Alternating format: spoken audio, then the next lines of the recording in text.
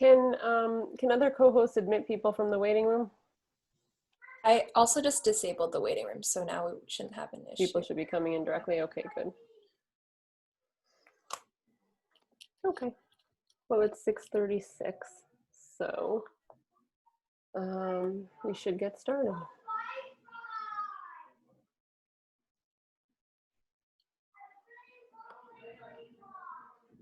Can you hear, Michelle, can you hear background noise from me or?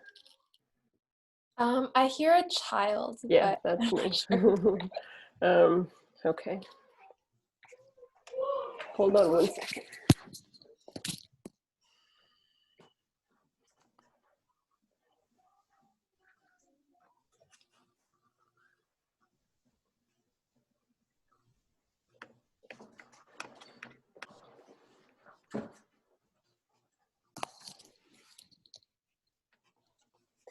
Okay. We'll see if that worked. I don't have the noisiest children on all the Zoom meetings that I've been on recently, but they can be loud. So I'll apologize in advance if they get loud again, but here we go. Hello, everybody. Welcome to the Community Education Council District 2 calendar meeting for June 11th.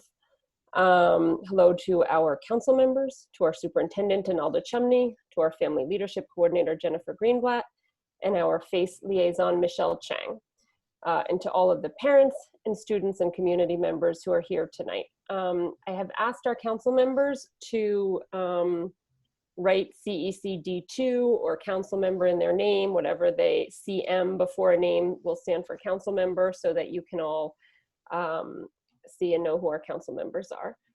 We have a busy and likely long night, so we'll get started and try not to waste any time. Rather than doing a roll call, I've asked Vincent, our secretary, to indicate that all of our council members are here and present, and they are. And do we have, is Violet here, our student member? She will probably be here very soon, and we will note that. Our public session will work the same as last month. Michelle Chang from FACE and council members Ushma Neal and Lynn Silverman will call on speakers and will moderate the chat. Michelle Chang will have to leave us early tonight, so let me say thank you now to Michelle for all the work that she has done for our council at these virtual meetings and that she is doing tonight. Thank you, Michelle. And now Ushma will explain to you how the public speaking portion will work and explain what we expect from members of the public who use the chat function. Hi, everyone. Good evening, and thank you so much for taking part of your evening to join us. It shows how much you care about the children of our district. Michelle has just put into the chat the tiny URL that you need to fill out if you would like to speak in one of the public sessions. I'm going to be holding up a list with names of the people who are next to speak, and I will cross them off. If you are not here when we call you, we will try and circle back to the names at the very end. So I have 3 pages right now, so that you know right now, Toby Paperno, William Deep, you are going to be the first ones that will be called. My colleague Len or Michelle will unmute you when it is your turn. I will hold that up at regular intervals, and at the bottom of every single page, it will also again have the tiny URL. Now we are leaving the chat open for public comment today. If we find that there is not decorum in the chat, you will be given 1 warning, and then we will kick you out of the meeting. This is not a place for you to damage or destroy anybody else. We are here for constructive opinions, please.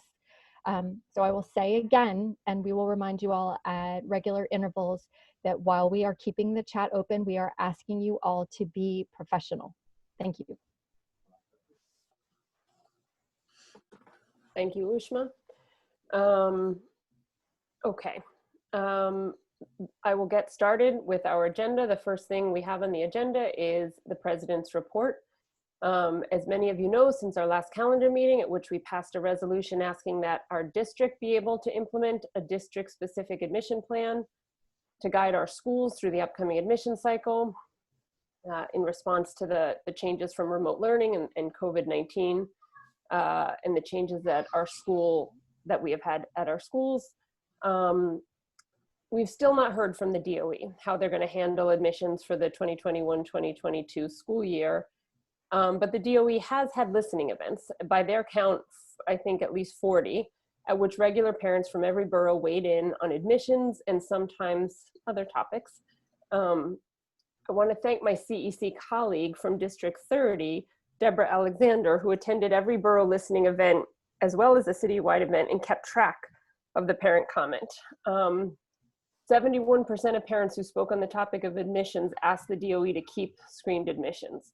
This is certainly true in District 2, where even today we've received emails from District 2 families that are opposed to ending screens, some emails as well from those who are in favor of that. But we've heard a great deal from parents who want to keep some form of modified admissions. We have 2 resolutions tonight that deal with with the topic of screens and sort of how our education future looks more broadly in District 2. So I want to leave a lot of time to have discussion around those resolutions. I'd like to just mention District 2's ongoing work with the New York State integration, the grant project. It's sometimes referred to as NYSIP. District 2 continues to work on the NYSIP plan. The New York State Department of Ed has been funding grants to school districts all throughout New York State to work on district-specific integration plans. And District 2 participated in the first 2 phases of that grant proposal. We had 1 community engagement session before our school closed. And since that time, we have applied to phase 3 of the grant. The entire NYSIP team, administrators, teachers, principals, parents, and all of our union partners presented our proposal to the DOE and received really excellent feedback for that plan. I've talked to our superintendent about speaking to the specifics of that plan in the superintendent's report tonight. Now I'm going to try to segue directly into our presentation of resolutions. And we will, I think our agenda had resolutions before first public session we did. So resolution 142 is a resolution of which I'm a co-sponsor.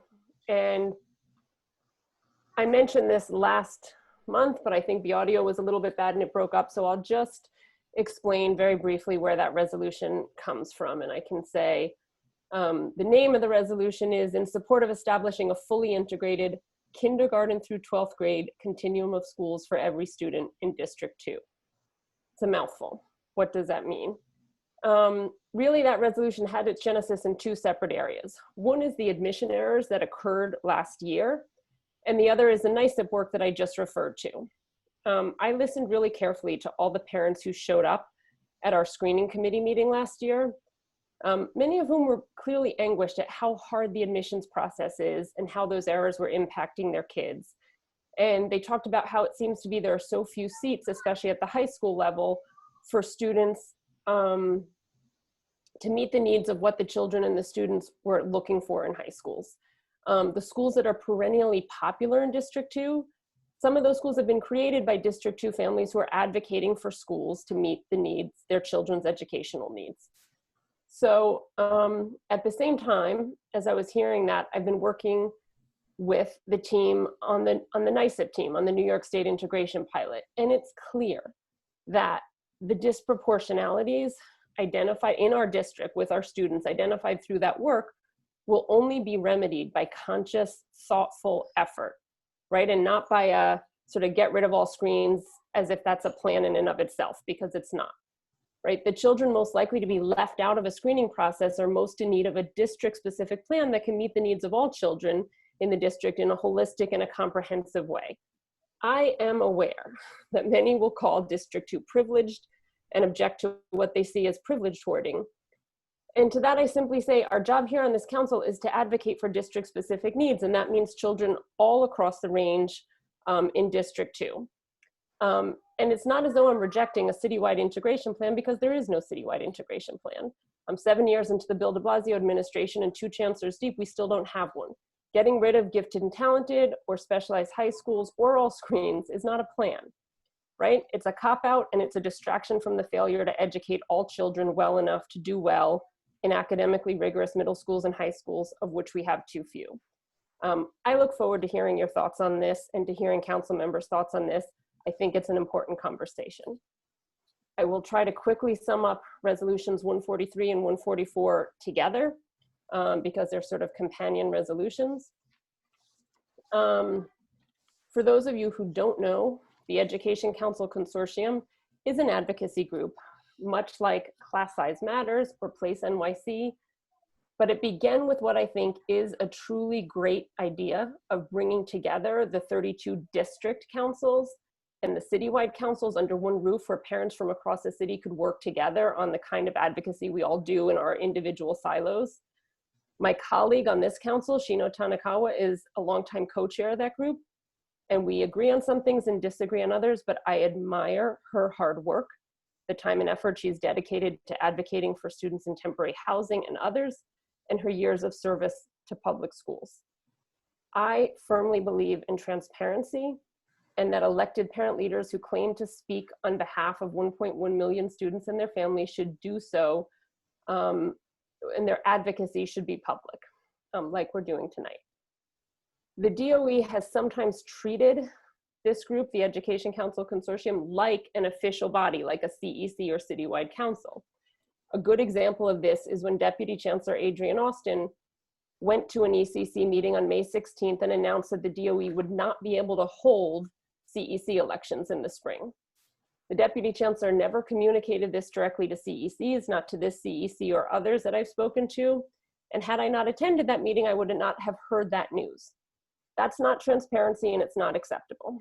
Resolution 143 asks that we hold elections, and Resolution 144 calls for the formation of a formal citywide council where the district CECs and citywide councils can come together and advocate, and where it's truly an official body that would be subject to open meeting laws like this meeting tonight, so that you folks that are here would have the opportunity to hear those kind of announcements. I will now ask the other council members who authored the following three resolutions to unmute themselves and to present those resolutions.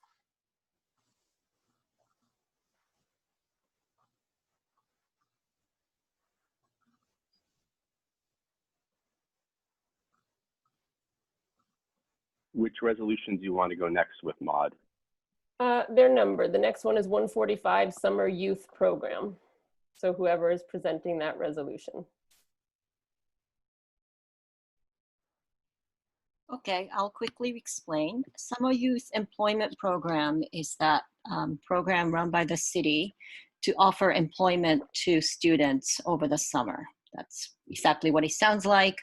And it has been a critical resource for a lot of students who could not only use the income, but also the experience of working in a professional setting over the summer. Unfortunately, because of the fiscal crisis, the mayor proposed to cut the funding for that program. And now we're facing thousands of teenagers who are not going to be able to take advantage of this program. And also the community-based organizations that host these teenagers from not being able to do so. So we're calling for the reinstatement of that particular budget line. Thank you, Sheena. The next resolution is Resolution 146, Reforming School Safety. Who would like to present that? I guess I can do that one as well. I don't think I have to go into the details of what police brutality has been doing in the country and all the protests that are happening. And one of the issues that many of the advocates have been focused on for a long, long time is the presence of police department employees in our schools. Our school safety officers do not work for the DOE, they work for the police department. They're trained by the police department. And in many schools, particularly those schools that serve Black and brown children, they are criminalizing our students by excessive suspensions and arrests and treating some students as literally as criminals, because these students are getting arrested for disorderly conducts where students wouldn't necessarily be arrested for. And advocates recognize this NYPD involvement in our schools as a part of the school to prison pipeline. And in light of the recent events and protests that are happening nationwide, I wanted to do a resolution calling for the NYPD, or actually for the DOE, to terminate the memorandum of understanding with the NYPD for the school safety officers and return these officers to the employment under the DOE and reform the type of jobs that these school safety officers should be doing.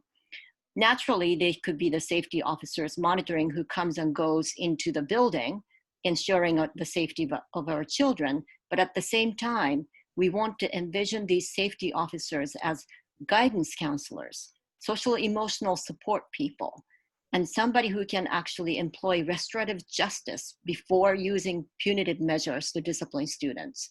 So the resolution is calling for the termination of the contract between the DOE and NYPD, transitioning this staff to the DOE employment, and retraining these safety officers as true student support officers and not somebody who will take punitive measures. Thank you, Shino. And now our final resolution is resolution 147 to end screening. Who's presenting? I'll take care of talking about that one. Those of you that were new, that didn't join us last month, and we had a similarly themed resolution last month about ending screens. It focused pretty much exclusively on what the co-sponsors thought were implementation issues with how screens are designed, whether the metrics were faulty, and it was a very technical document. It was a long technical document.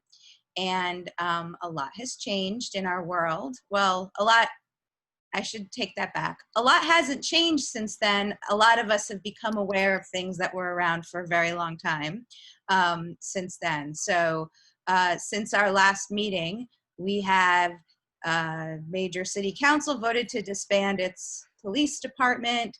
We have defund the police becoming mainstream conversation topic, not fringe discussion on Twitter. And we have a former Republican president talk about systemic racism. A lot of things that I think some of us didn't think were possible or would ever happen didn't even enter the realm of reality 3 weeks ago, is now all of a sudden mainstream topics of conversation. We've had thousands and thousands and thousands of people turn out and protest the systemic racism in our law enforcement. And figure maybe it's time to look at this issue again and see if the needle has moved about acknowledging the systemic racism in our schools and dismantling one piece, not the whole thing, but dismantling one piece of that systemic racism, which is a screening model that ends up disproportionately depriving Black and Hispanic students from access to some of the more well-resourced schools in our city. So that is why we are reintroducing this idea of eliminating screens. It's a very short resolution this time, just calling out the racist implications that the screens have, the outcomes that they're just fundamentally segregating our students. One other change based on some feedback we heard from families is a couple of concrete suggestions based on existing DOE models for enrollment models that could replace screening where it's used. And I'll just quickly explain that. We point to two models that are currently in use in the DOE. One is called EdOpt, which is in use in high schools in the city, and it aims to create essentially a bell curve distribution of students based on a specific academic metric. In this case, it's the schools that use it use an ELA score. Even without ELA scores for this year, since you're just creating a bell curve distribution, you could use a prior year score. And the other model is and so with the aim being that every school has a bell curve distribution of students based on the score. It could be a citywide bell curve. It could be a district-wide bell curve.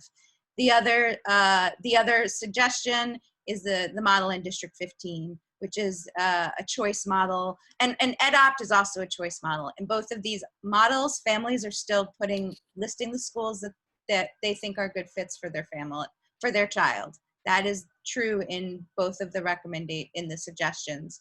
In District 15, they just try to match, again, look at demographics around students in temporary housing, language learning status, students with disabilities, and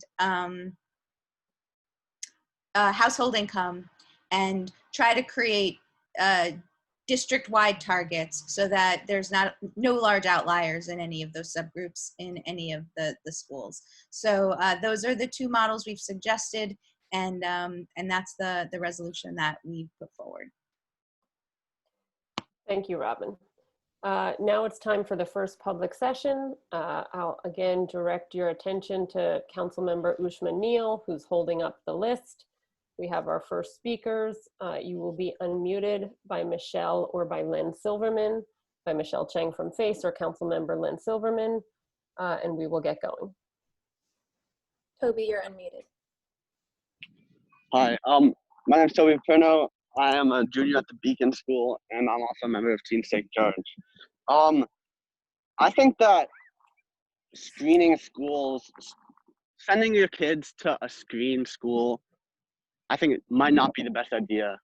And I think screens in general might not be the best idea. I go to Beacon, which is super screened, and at Beacon, your mental health is constantly deteriorated. Like, all of my friends, literally all of my friends, have either anxiety or depression. And I'd say a lot of that is due to school, to the competitive environment of Beacon, to where everybody competes, where students tear up if they get a 93 on an assignment.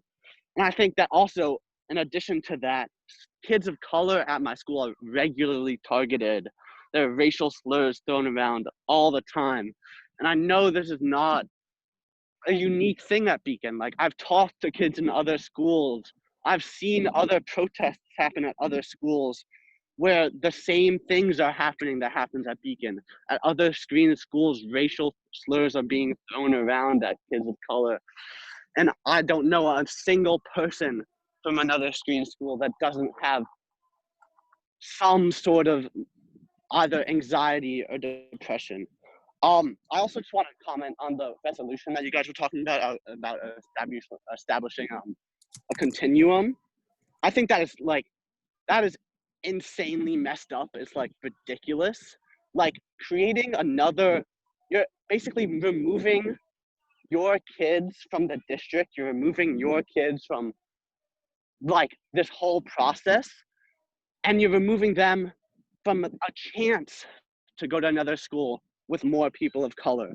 District 2 is not the most diverse district in New York City. I recently read an article about a group of white parents in the South that want to create a separate district for their kids. And it was all white parents that want to create a separate district for their kids. And they want to send all of their kids to that white district, have it just be a white district, remove any of the black kids from it. I think that's similar to what you're doing here, and I just think it's super messed up that you guys are even talking about that.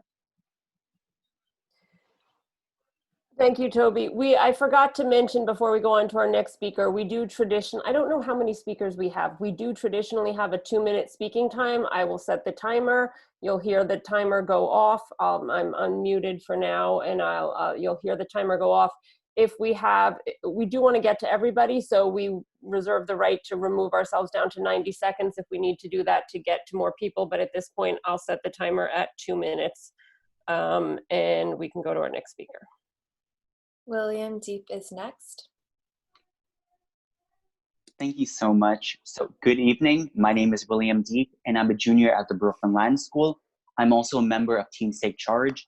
And although I don't live or attend a school in District 2, my sister does. She attends Stuyvesant High School, which is in District 2. And we are both very grateful for the education we have. We both are very very grateful for the resources, opportunities, and support that we're given in order to succeed in our education. But we both know that our school system isn't equal. We both know not everyone has the same resources or opportunities that we're given. And so all students should have those same resources. All students should be given the same opportunities, support, or resources, regardless of their backgrounds, regardless of their grades, regardless of where they come from.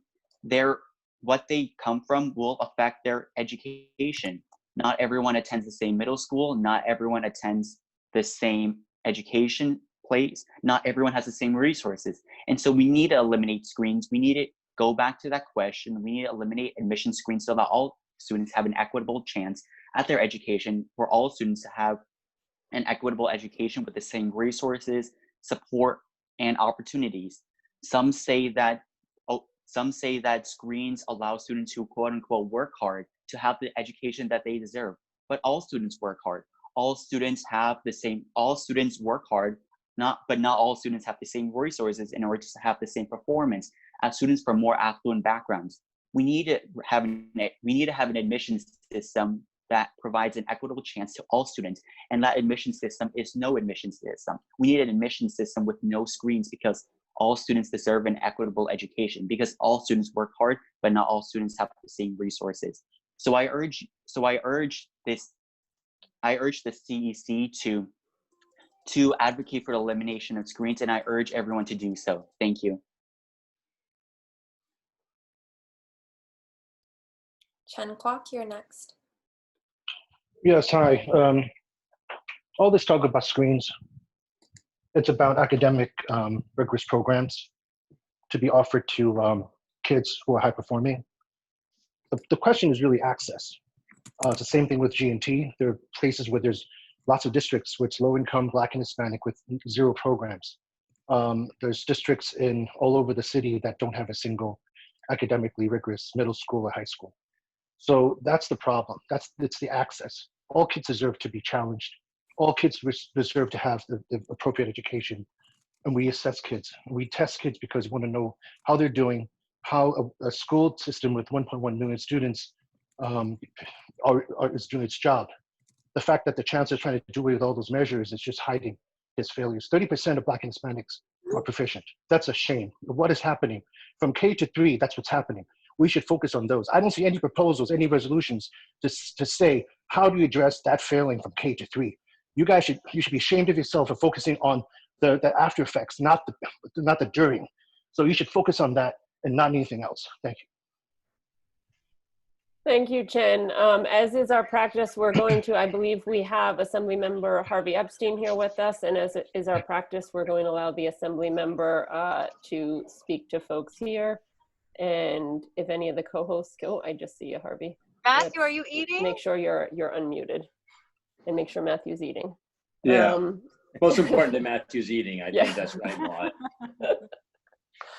want. Harvey, the floor is yours, and welcome. Thank you for joining us again. Thank you, and thanks for letting me jump in. I know it's been, for all of us, a really difficult last couple of weeks. Just, the racial injustice that we've seen across this country has been profound, and and the protests and the rallies around Black Lives has been critical. There's people who know me know I've participated in numerous of them, because the world that we live in is a racist system and a class-based system. So we're able to go to Albany this week and reform some really critical justice issues around repealing 50A and a lot of other criminal justice reform bills. And I don't want to take up too much time. I'm happy to talk to people offline about it.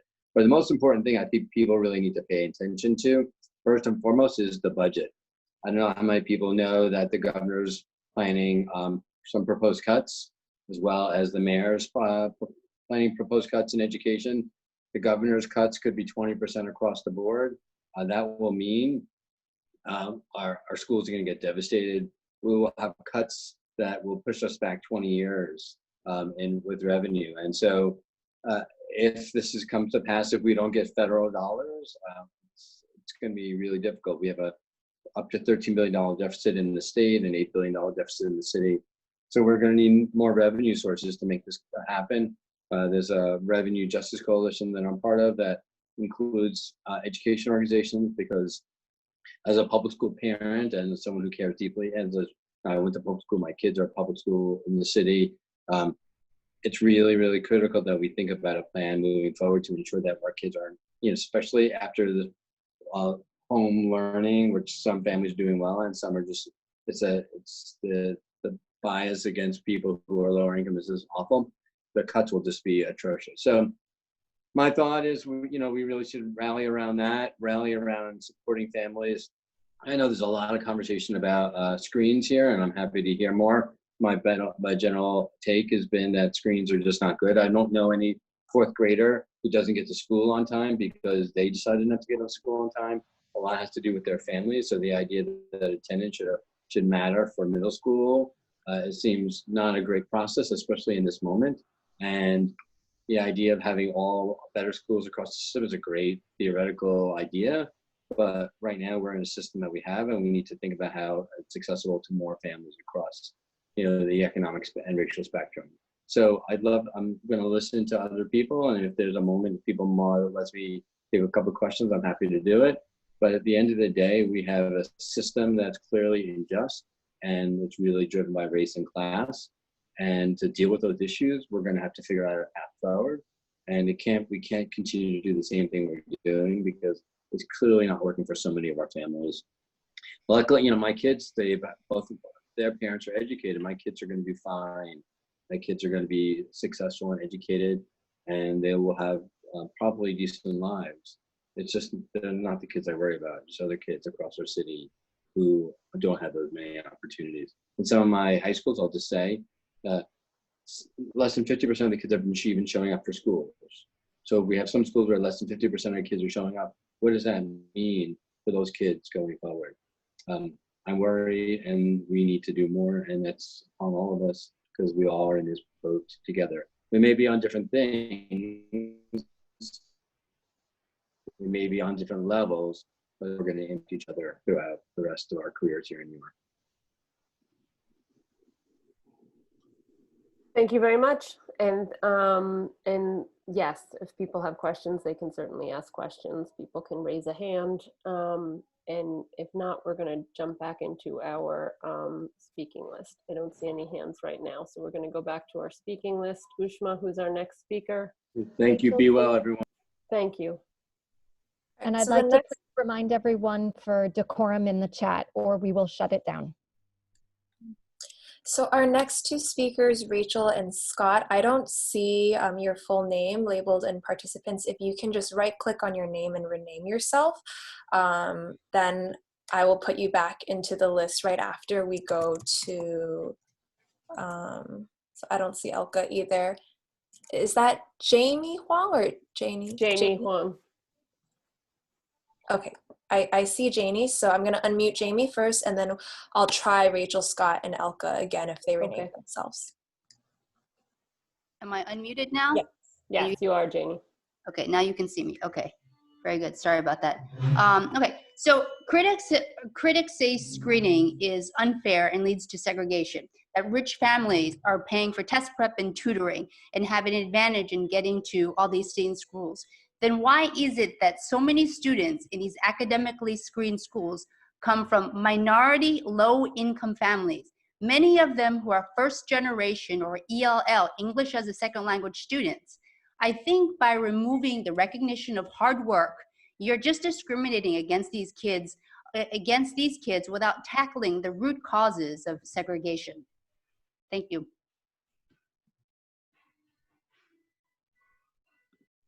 All right, and we have Rachel now. Hi, I want to thank everyone for joining this meeting. I think it's fair to say that we're all pretty exhausted and drained, and many of us are really hurting.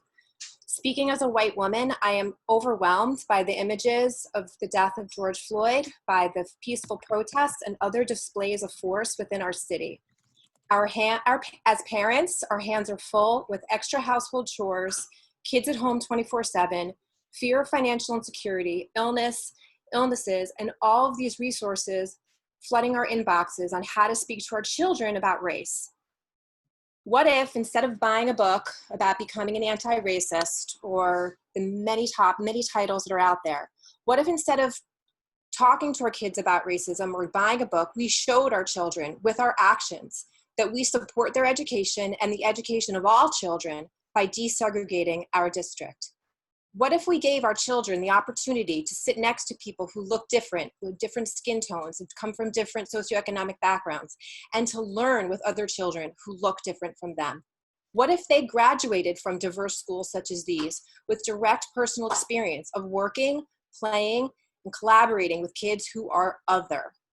Speaking to you as a graduate of Teaneck High School, which was the first town in the nation to voluntarily desegregate their schools in 1965, I can tell you that diverse schools produce compassionate, creative, collaborative kids who are academically challenged and who are better prepared to manage the diverse workplaces of our current life and the future.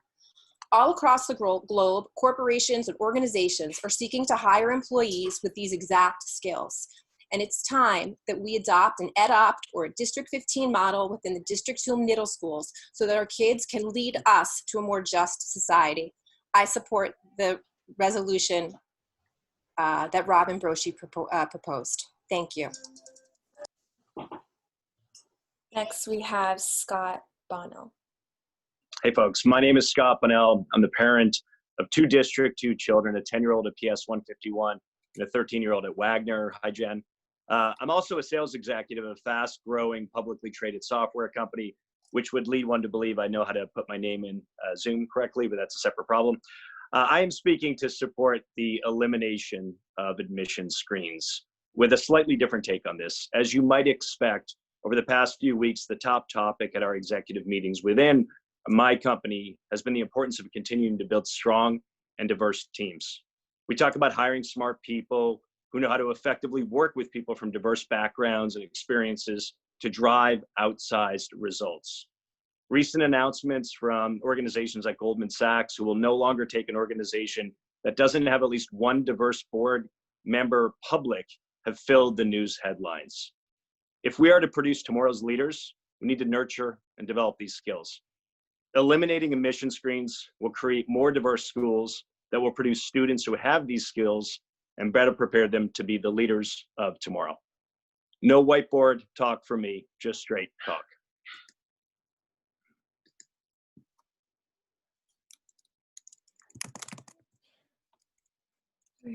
I don't see Elka or Natalie. And again, if you guys Natalie is in as NI, it said in the chat. Oh, okay. I see you, Natalie.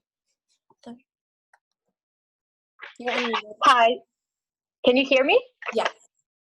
Hi, my name is Natalie Eagle, and I am a parent of a child. We live in District 2. I am an immigrant, as you can hear from my accent, and I strongly support keeping this academic screening because it's this academic screening that promotes hard work, promotes challenge, and the kids create good environment, positive environment, and academic rigor. And that's what enabled me basically in this country to come from ashes and to be successful. Screening schools are not without the problems. There's definitely a problem with diversity, and it can be solved. You know, there's a tech school, all of you know, and there are other schools that are very diverse.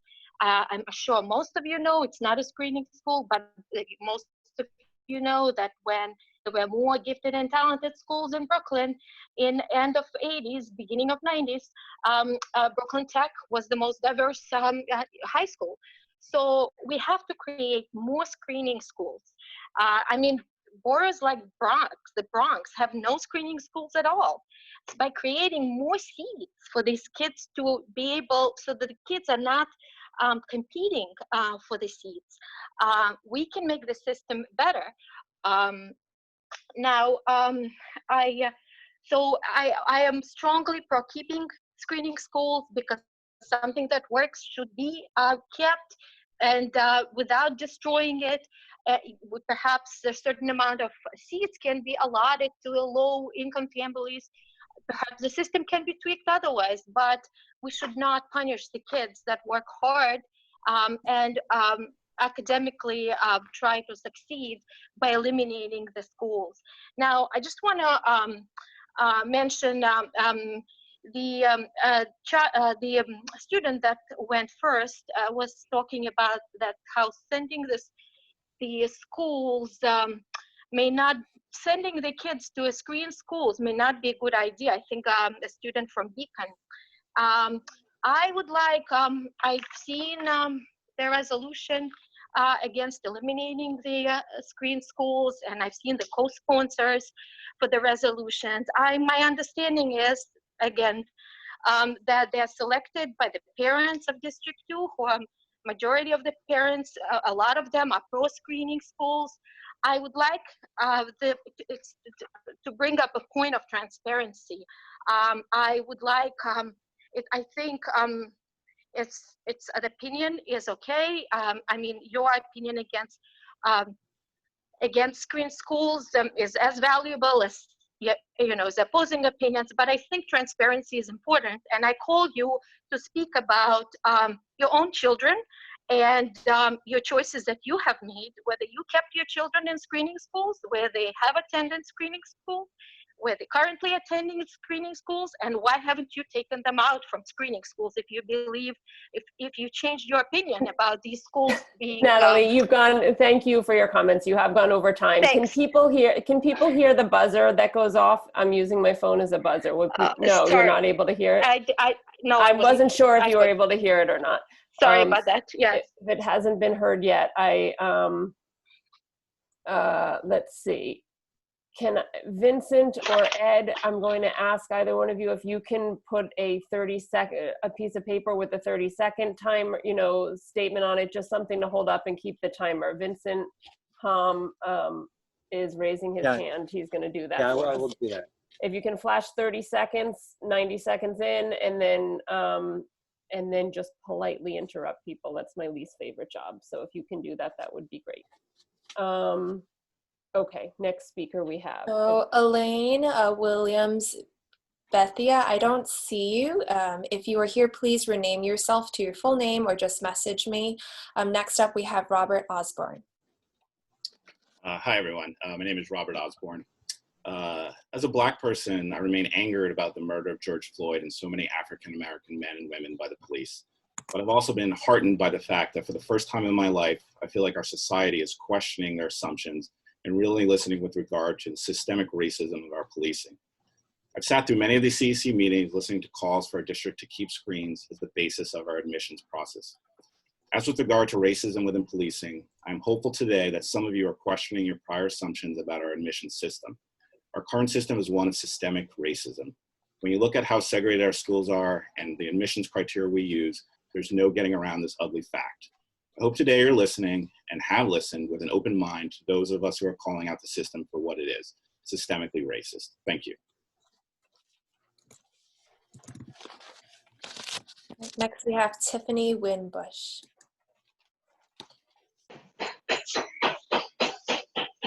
Hi, can you hear me? Yes. Okay, great, thank you. Well, thank you for the opportunity to speak this evening. I am a parent of a student who's in District 2. We've attended her school for 4 years now, and unfortunately, as many of us know, there is not a lot of diversity within her school. I understand, she is in elementary, and I understand there's different dynamics as it comes to that, and we're focusing more on middle school, but I know in my heart of hearts, when we start as early as possible exposing our kids, our students, to people of other backgrounds and ethnicities and diversity, they become better from it. And it's no mistake that our particular district has a has, I guess, like a low count of, students in particular who happen to be African American. We could easily look at how our boundaries are defined and, quickly determine that, oh, this is why maybe we don't have as many African American or Hispanic students in our district. And I think that's no surprise for anyone who's had an opportunity to look at that. I am in support of this resolution because we are at a pivotal point in America's history where I think that most people are saying enough is enough. We are beyond, looking at people differently because of their particular skin tone. We're done looking at people differently because of their ethnicity and their experiences that they've had.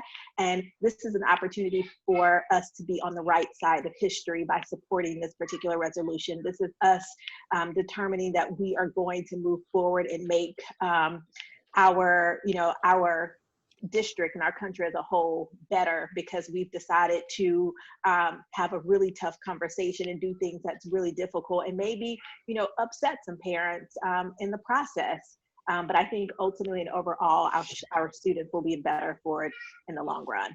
Thanks so much for this opportunity. Thanks. Now we have Melanie Liu. Melanie, are you there? Yeah, hi, can you hear me? Yes. Okay. I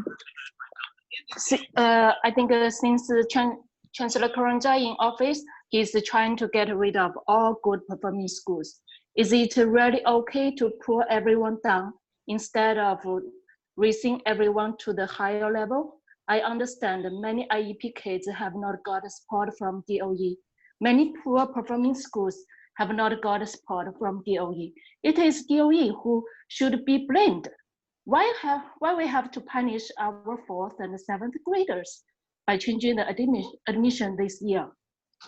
I suggested to use 3rd and 6th grade state test score and attendance school grades from September to March for admission this year. These results have nothing to do with the remote learning. A kid who have difficulty on remote learning, but have excellent grades and test score before. This is the only fair way for them to apply middle school and high school. Thank you.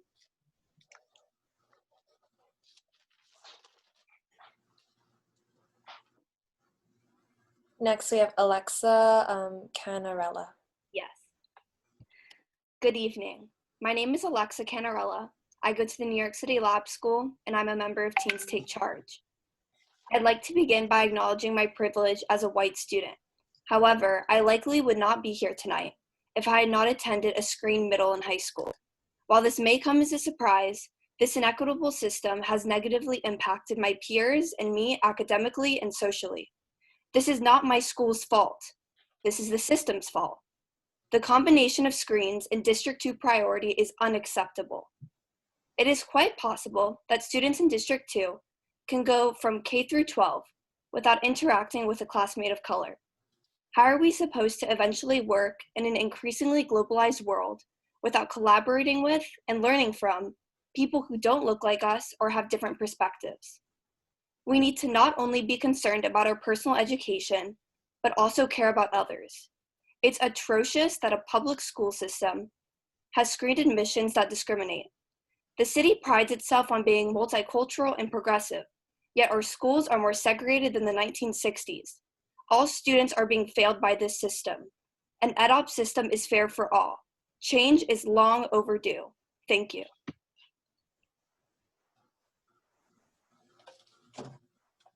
Ushma, could you hold the paper a little bit lower? Okay, thank you.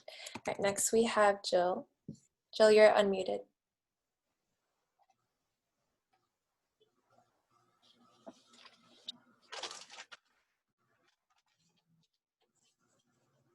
Jill, are you there? Can you hear me? Yes. Okay, sorry about that. Removing screen schools will only mask the failures of the DOE. We need more schools with rigorous instruction, not a flattened policy of one-size-fits-all lottery. One size will never serve all children. In 2015, Mayor de Blasio announced reforms to raise achievement across all public schools, which included AP courses in every school and all students in algebra by 9th grade. 4 years later, this has not happened. Math proficiency is only 45%. The ELA also equally abysmal. All children's education needs should be met with adequate, appropriate resources.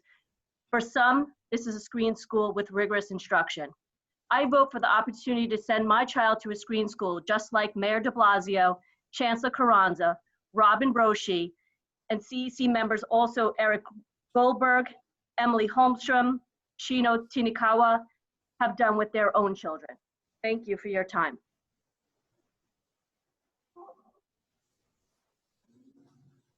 All right, next we have Lori Giventer. You're unmuted. Hi, I'm Lori Gaventer. I'm a member of PLACE. I'm also a member of the Lab Middle School PTA, but I speak for myself tonight. And I speak in support of maintaining screen schools. I am the parent of a 7th grade student.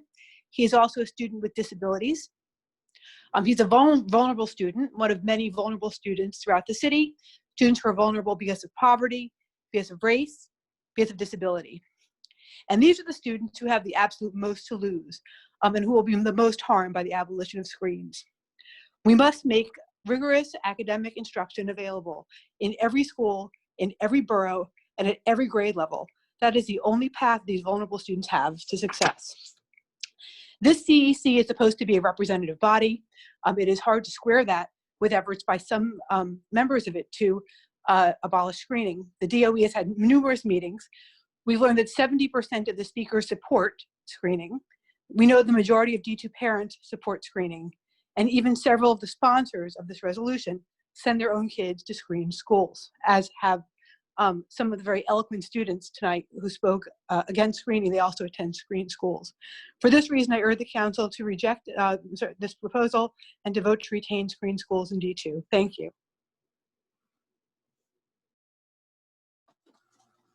Next, we have Karma Selsi. You're unmuted.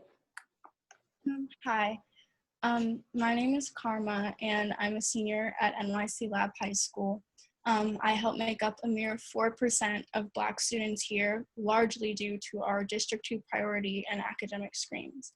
And I'm assuming that I'll receive some questions about why I attend a screen school if I disagree with the screens. The answer is simple. I did not join the school integration movement until I was already halfway through my junior year of high school. Many parents in support of screen schools have cited their children's trauma regarding the idea of not having screens as evidence for why District 2 and the city at large should either keep or increase middle and high school screens.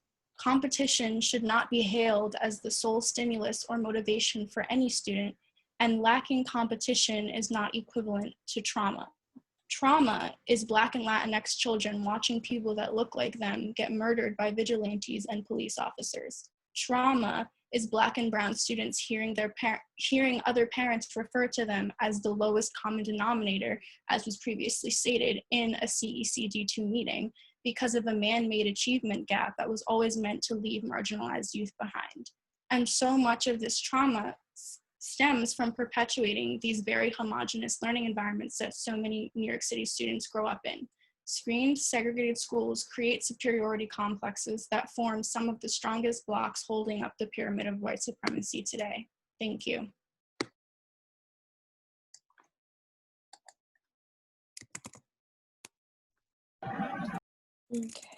Okay, let's go.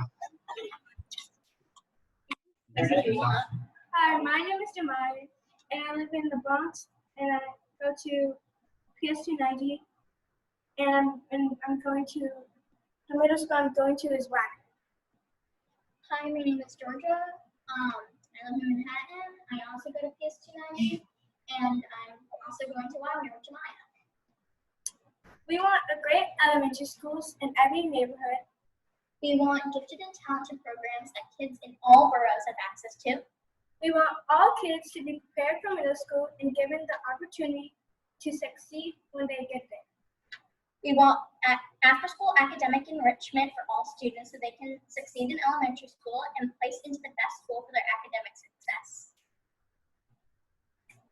Bye.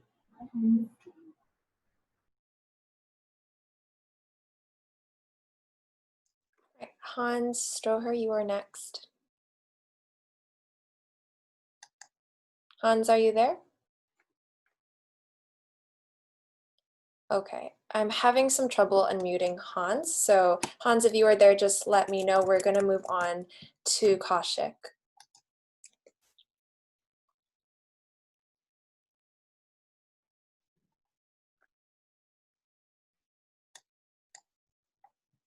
Kaushik, are you there?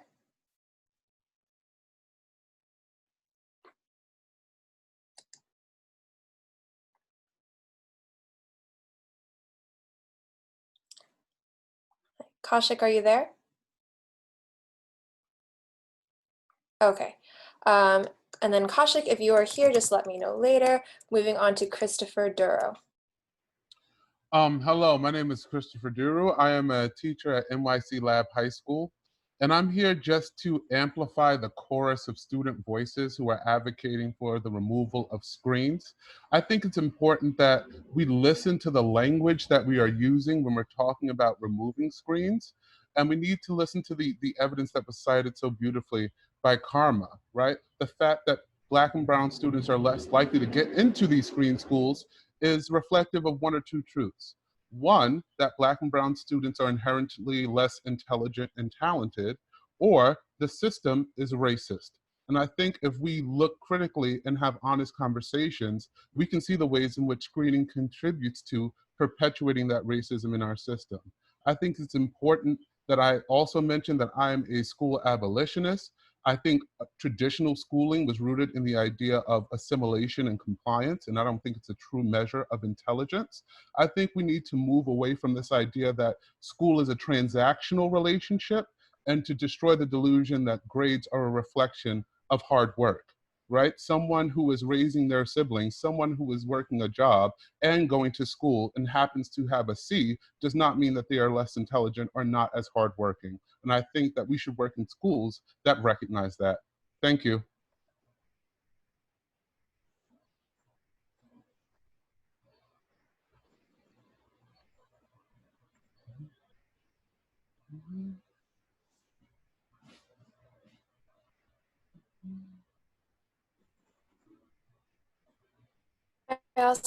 I need to go, but our council member, Len Silverman, is going to be taking over as the person muting and unmuting people. And so he can announce names or, people can go directly, but we have Michael Walsh next. Okay, I'm also having, Thank you, Michelle. I'm having difficulty unmuting people, just so you know. I can try to help as well then. Do we have Michael Walsh unmuted?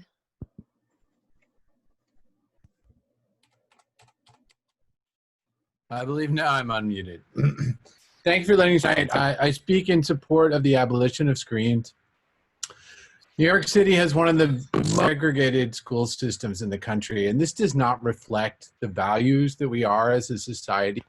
And I know that a lot of people can point out that a lot of this lack of integration happens in the other boroughs, but as Manhattan, we have to lead. And it's important for us to step up and be strong with this. And the most important thing that we can teach kids is our values. And if we don't have values, if we don't value the problem of segregation in our school system, then we are teaching our kids a cynical message about what we value as a society. The hard work that your kids do will come at its own value. If they go to a different school that is maybe not as high performing as some of these schools, they will be leaders. They will bring their leads to these schools and make them better, as will all of the parents who go to these schools. And the only way we can improve the whole system is to make every school better. This is what our system needs. We cannot wait another decade, another generation of kids. Thank you very much for letting me speak tonight. Thank you, Mr. Walsh. We're going to go on to Kaushik Das. So Len, if you can unmute him. I would like to say one thing that I should have said in the beginning. It has been a practice in CEC meetings to have speakers. We very often have parents of District 2 students, but of course these meetings are open and anyone can speak. If you are a parent with a kid in school, please identify yourself if you're a District 2 parent or a student in a school, and let us know that. And you can give your kids school or elementary or middle or high school some identifying information about where you're speaking from as a parent or student or non-parent, and whether you're District 2 or not. So please share that before you speak. I just want to point out, I think it's fine if we want to ask if people live or send their kids to District 2 schools, but I think people are coming here to speak and can identify themselves to any extent they feel necessary. That's fine. It is, we're asking District 2 parents to identify themselves because this is a District 2 meeting, and I think council members are entitled to know whether or not they're having, whether or not it's like some guy from New Jersey can sign on to Zoom who's never had a kid and doesn't send his kid there, and that carries a little less weight with me than a mom who has kids in a District 2 school who's making decisions that are relevant to her children in our district. So I would like people to please respect that. Let's go to our next speaker, Len. Oh, we have you unmuted. Here we go. I just want to be clear that there's an insinuation that the comments that have been said thus far this evening that may be counter to your beliefs somehow are from people outside of this district.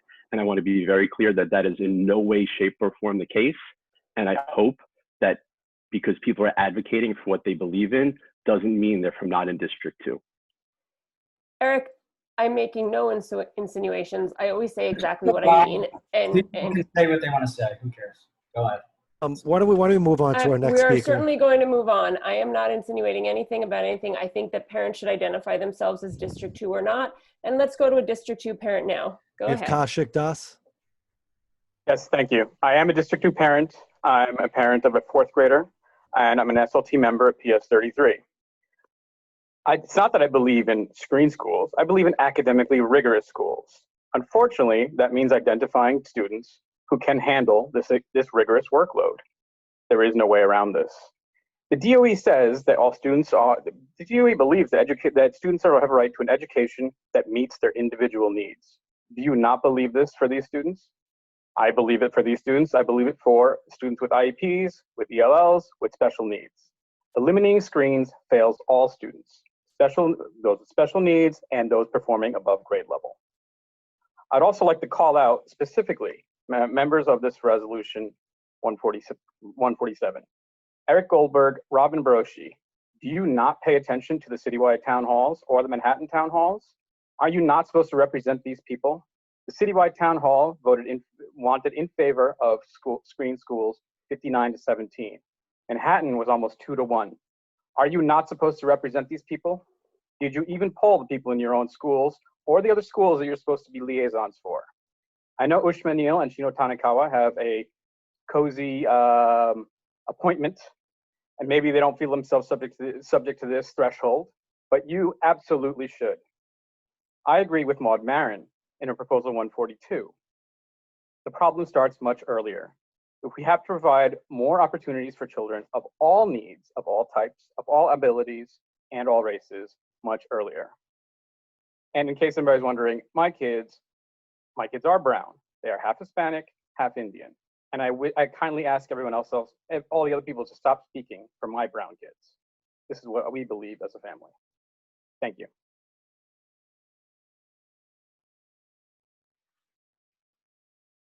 Our next speaker is going to be Zoe Markman.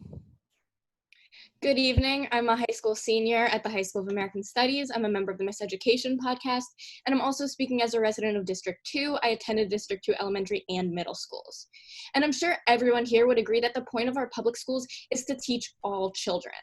But school screens turn public schools into a vicious competition, and they turn our public schools into a competition in which our most vulnerable students, our poor students, English language learners, our Black and Latinx students, always come out on bottom. Screens don't lead to better schools. One 12-year-old doesn't deserve a better education any more than another 12-year-old, but screens do lead to segregated schools. And many people in favor of screens on this call right now are arguing that the segregationist outcome is just a reflection of our racist society. But right now we have the opportunity to not use systemic racism as some sort of excuse, but instead use our schools to dismantle this systemic racism. This is what public schools are meant to be, a way to transform our society into one that's more equitable, not a society that's more racist. If you learn anything from the senseless death of George Floyd, it should be the lesson that we need to seize this opportunity to improve our society and dismantle racism. We must unscreen our schools. Thank you.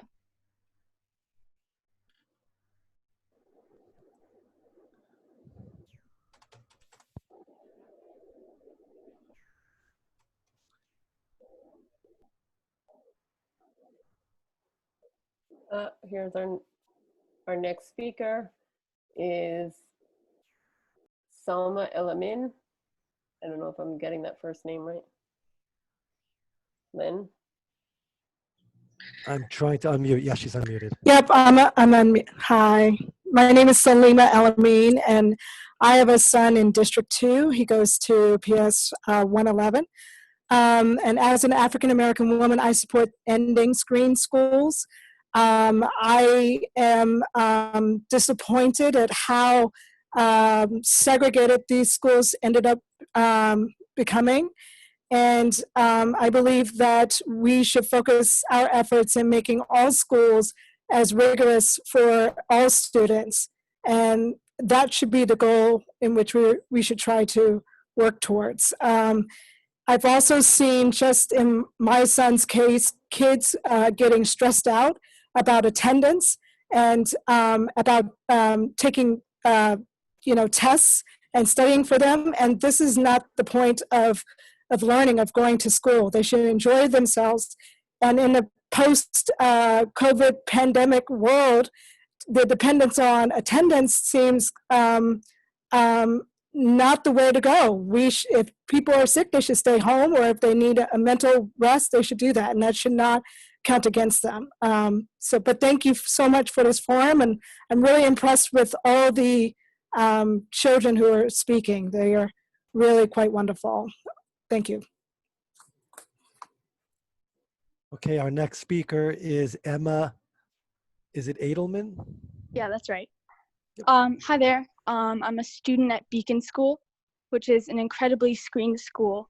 And right now, the status quo is just not working.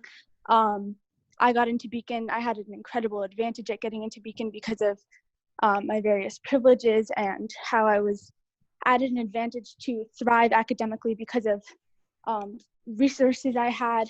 And there's this tradition in District 2 of hoarding resources and protecting the status quo at all costs. And the status quo is not working. We all know that the school system is segregated, and that takes proactive change. And the notion that eliminating screens is like flimsy or isn't a real solid solution is just a way to discredit it. I heard Maud Moran say that earlier on, and I really wanted to clarify that. On the contrary, it seems that operating on a policy of District 2 exceptionalism isn't productive and isn't reparative, and we need to do more. Thank you. Oh, also, I've seen a lot of people having questions about why I would be a student at a screen school if I object to screens, and obviously it's hard to have a dialogue right now, but you should come to Teens Take Charge and continue the conversation. Thank you. Our next speaker is going to be Casey Mack. Oh, hi. First of all, thank you for giving us this opportunity to all express our opinions. I apologize, but I'm not sure if I know how to, oh wait, here we go. I'm starting the video. Okay. I would like to say that I am the parent of 2 children in District 2, one of whom attends a screen school, like a gifted and talented elementary school, and one of whom attends a regular zone school. And I do not believe that the academic needs of my gifted and talented child would be met at the zone school that my other son attends. And I would like to say that I love the school he attends, and I am blown away by how much he's learning there and by how happy he is. But again, there is a segment of the school population whose needs are not met in a general education class. And so when we talk about doing away with screening and doing away with gifted and talented programs, what we're really talking about is deliberately failing to meet the special needs of a segment of our school population. And I can also say with 100% certainty that the zone school that my other son attends is better off for not having my gifted and talented child there, because he would disrupt the class when he was bored, and he would take away teacher time and resources from the other students. And while I admit that our screening process is not perfect, I think to pretend that there is not a segment of the population that needs a special, academically accelerated and enriched school environment is not right either. So thank you very much. Thank you. Our next speaker is going to be Edward So. Edward, you're unmuted. Yeah. Hi. Hi, I'm Edward So. I'm an immigrant and a parent of District 2 students. One will actually need to apply to high school soon. I oppose the resolution to end screening. Screen schools allow students who prefer a more rigorous curriculum the choice. Education is important, as it's a freedom to choose the school. An objective academic screen is that, it's objective. If this resolution is passed, what message are we telling the world if we're trying to get rid of screen because we think kids of certain race cannot perform to that standard? That is just not true. The problem lies in the school our young students are attending, not at the time when they actually need to go to middle school or high school. Thank you.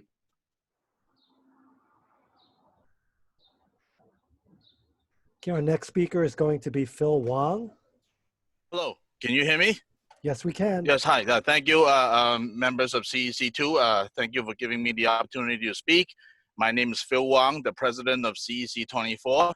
I spent the first 3.5 years of my life at a District 2 school, and I feel like I would like to comment about this hot topic tonight on screening. I get to visit a lot of schools, both in my district and outside my district. There's no question on my mind that there's inequality. And that has a lot to do with years and years of unequal funding, right? And that is decades in the making, all right? We have schools that don't even have full-time counselors. We have schools that don't even have a nurse, while some schools have a part-time nurse.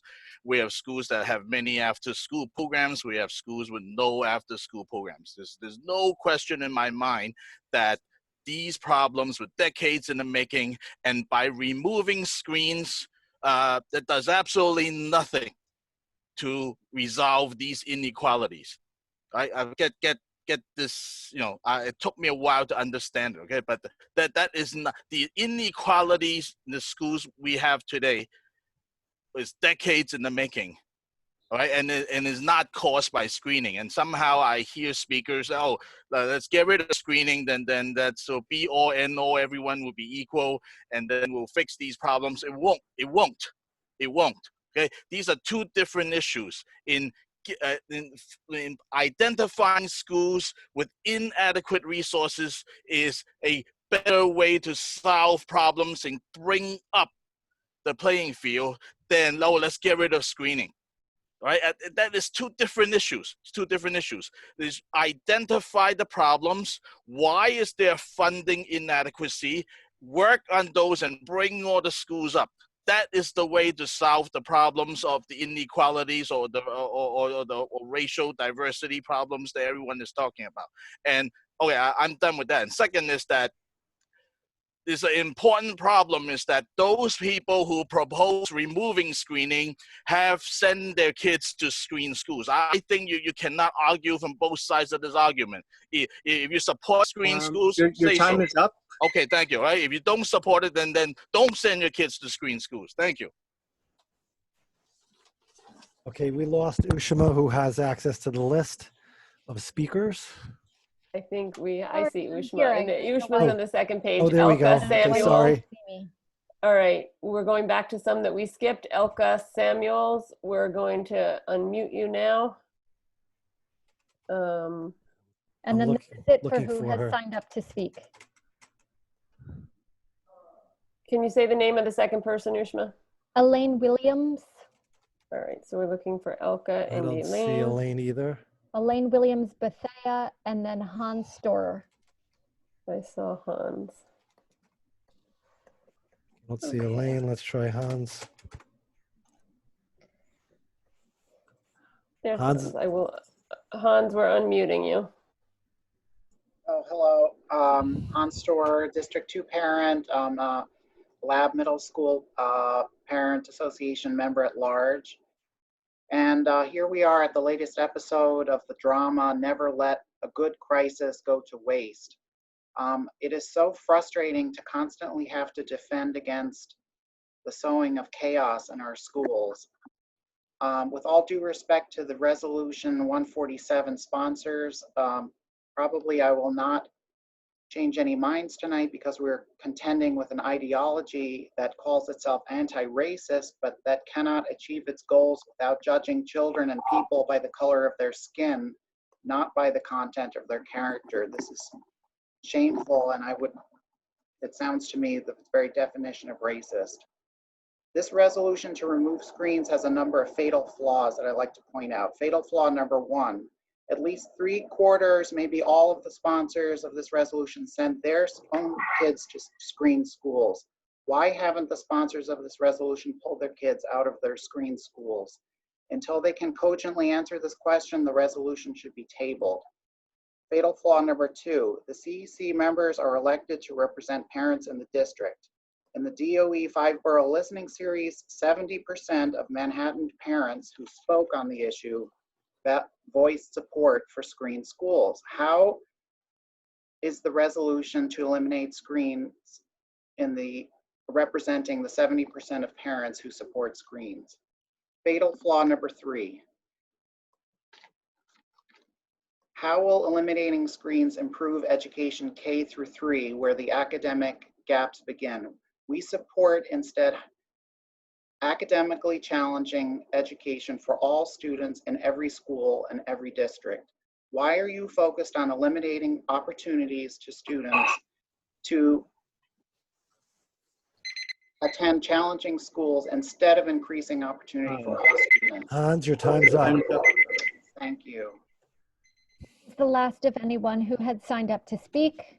Elka and Elaine are the only 2 left on the list. And I don't Elka see and Elaine, them if you're here, please raise your hands. I've looked through all the rooms and I do I not don't see them either. And I believe we are at the end of the first public session. Okay. Thank you, Ushma. Thank you, Ushma. Thank you, Lynn. We are at the end of the first public speaking session, and now I would like to move on in our agenda to item number 5, which is our District 2 Superintendent's Report, and welcome Donalda Chumney, our District 2 Superintendent. Hi, everyone. It's great to be with you tonight. This is a very robust discussion. Can you all hear me? Yes. Just we can making hear sure. you. Thank you very much. Okay, great. So first, I'd like to start with a statement about recent events in our country and city. And these are particularly pertinent because, as you all know, and as New Yorkers, you're experiencing them, and children are experiencing them too. Our school communities, school leaders, parent leaders, teachers, and students have come together in past weeks to stand against racism, violence, and police brutality. These are tough subjects for educators to address, particularly when our youngest children bring questions about what they are seeing on television and outside the doorways to their homes. I have heard from school leaders, parents, and educators about their experiences of these conversations with children. I have also put concerted effort into finding an appropriate book to teach young children about the role of police officers in our community, and came up empty-handed after about 30 minutes of research. I have been reminded this week that people do not always agree about how and if these matters should be discussed at all. One thing is certain, however. We all share the commitment that we must leave our society better for our having been here. So we must keep talking, keep disagreeing, keep pushing, and continue working to mend these deep rifts caused by racism until the day that no mother or father must ever feel the anxiety and terror of what may happen to their own child due to someone else's beliefs about the color of that child's skin. As the shared letter that was prepared by all Manhattan superintendents stated, we stand ready to listen, to speak against injustice, to join you in civic action, and to support you in all forms of healing and restorative work.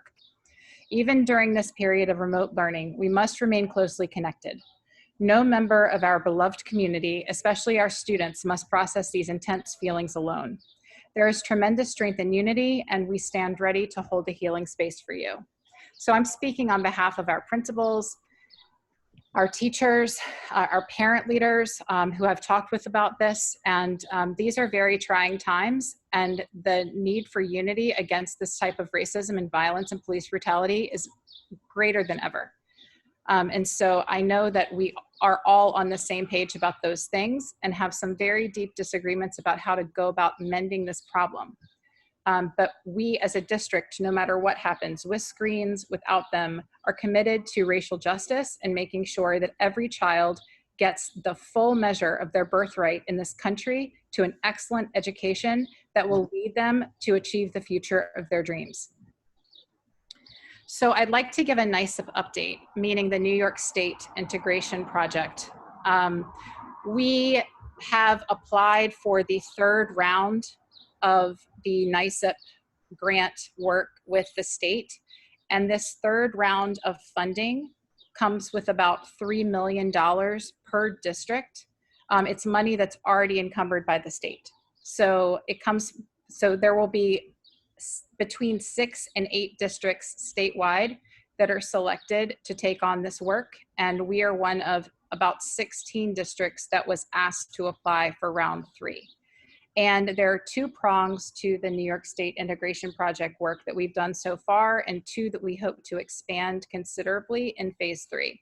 The first is around culturally responsive and sustaining educational practices within the classroom and within our schools for students that will solve disproportionate outcomes in 3 specific areas. 1, preparedness and access to advanced coursework.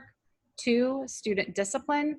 And 3, identification, the appropriate level of identification for special needs services, for special education services, and the specific diagnosis of disabilities that would fall within the typical range of a population, as opposed to the disproportionately high percentage for some students that we see and disproportionately low percentages of identification that we see for other students. So within this work, and for the past several years, our schools have all had, our 49 elementary and middle schools and Clinton High School have all had a school-wide equity team. And at this point, those teams are evolved to adopt an instructional lens to guide and monitor their work. We're tying our equity work to specific academic outcomes for kids, making sure that our instruction reaches the greatest number of students possible. And when we see a performance gap, we are working diligently to address that. Our principals are grouped into professional inquiry cohorts, and each cohort explores an area of disproportionality or performance disconnect among students. We have an early reading cohort, a mathematics instruction cohort, a social studies education cohort that partners with the New York Historical Society, a culturally responsive and sustaining literacy education cohort with Teachers College, an accelerated instruction and gifted cohort with the Hunter Center for Giftedness, and a culturally responsive and sustaining pedagogy for climate and culture work within schools. We also have a very robust critical pedagogy cohort for teachers and leaders, and there are staff from about 25 schools that are represented in those monthly meetings. For our grant work, the NYSEP Phase 3, we propose to, among many things, the 2 that are most pressing here are continue to invest in our culturally responsive and sustaining educational practices to create awareness, empathy, and skillful pedagogy around the needs of all students, and to develop district and school capacity to be culturally, socio-emotionally, and academically responsive to every child and family. So we have had, among our own community school district, PS11, PS33, PS41, and PS42 for elementary schools, Baruch, Wagner, 75 Morton, and Clinton for middle schools, and Clinton also is one of our high school partners along with Eleanor Roosevelt, Baruch, and Lab High School. So over the course of the year, this year for Phase 2, we engaged in professional learning with the Minor Collective. As you all know, I've talked quite a bit about that. We created culture assessment tools for schools. We have monitored data to ensure that our disproportionate outcomes academically with suspensions or behavior with special education identification are closing, and they are. There are solid outcomes to show for the work that those schools have done. And the elementary schools and middle schools have participated in a series with the Office of Equity and Access to look at deeply at their own data with Dr. Edward Fergus, who you all met at our New York State Integration Project community engagement event back in February. He was the person who presented the data prior to Shino presenting the middle school screening data. We have convened a group of principals within the past week to reflect on the work that the pilot schools have done so far and to look to expand and deepen that work at those schools in the future. That's the culturally responsive and sustaining pedagogies piece of the work. The second prong, the composition work, I can speak to now. And our initial idea, since our system is based on one that has screens at almost all of our middle schools, was noticing which students had access to the most competitive screen schools and which did not land on those admissions registers when matching was done. And we noticed a trend that became very apparent. There were 5 characteristics of students that tagged them for being less likely to be competitively admitted in screen schools, in middle schools in District 2. 1 was if the child lives in temporary housing. The second was if the child has an IEP. The third is if the child is an English language learner. The fourth is if a child attended a Title I school, or if the child is part of a family member of where their family lives in poverty. And the fifth characteristic, gosh, I'm doing this all from memory. The fifth characteristic is if that child scored at a level 1 or level 2 on a state exam. Because as you all probably know, approximately 80% of the students in our district score at academic proficiency. So there are approximately 20% of students that do not demonstrate academic proficiency in elementary school. And I am a firm belief, as are virtually every principal in our district, that a child's ability to score at academic proficiency is most closely connected to the expertise of their teacher. Quality teaching matters, and that's why we put so much work into making sure that every teacher is a skilled instructor of all students. And so if we know that a child did not demonstrate academic proficiency in elementary school, they are predisposed to be, in our current system, clustered at certain middle schools that consistently serve large groups of students that have not yet met proficiency. And over time, the resources that it takes to make sure that those students are served well are enormous. And when schools get into a virtuous cycle or a vicious cycle around the resources that it takes to make sure that kids are academically proficient, lots of patterns and trends emerge. And you all are witnessing that. We all witness that as American citizens over our public school system in this country. And so our main goal is to notice what are the characteristics of a child that would lead them to be not competitive in the process, and to immediately intervene to rectify that deterministic outcome as soon as possible. And so our New York State Integration Project recomposition plan applies strategic weights to each child's portfolio to make sure that kids are appropriately and evenly placed throughout our schools. So if a child needs some adjustment in order to land in a school community that can be supportive to them, where they can get the support that they need, and that we can acknowledge that there are some disadvantages that kids have, we can break this larger cycle of determinism over time that predisposes some children to be extremely successful in the middle school and high school admissions game, and to have other students be not as successful or not competitive at all. And so our work is at looking closely at the data and trends of the characteristics of students of each graduating class, of which there are about 2,800 kids that graduate from 5th grade or 8th grade every year in our district, and making sure that we have an equitable set of admissions criteria and appropriate weights to ensure that all kids have access to excellent schools.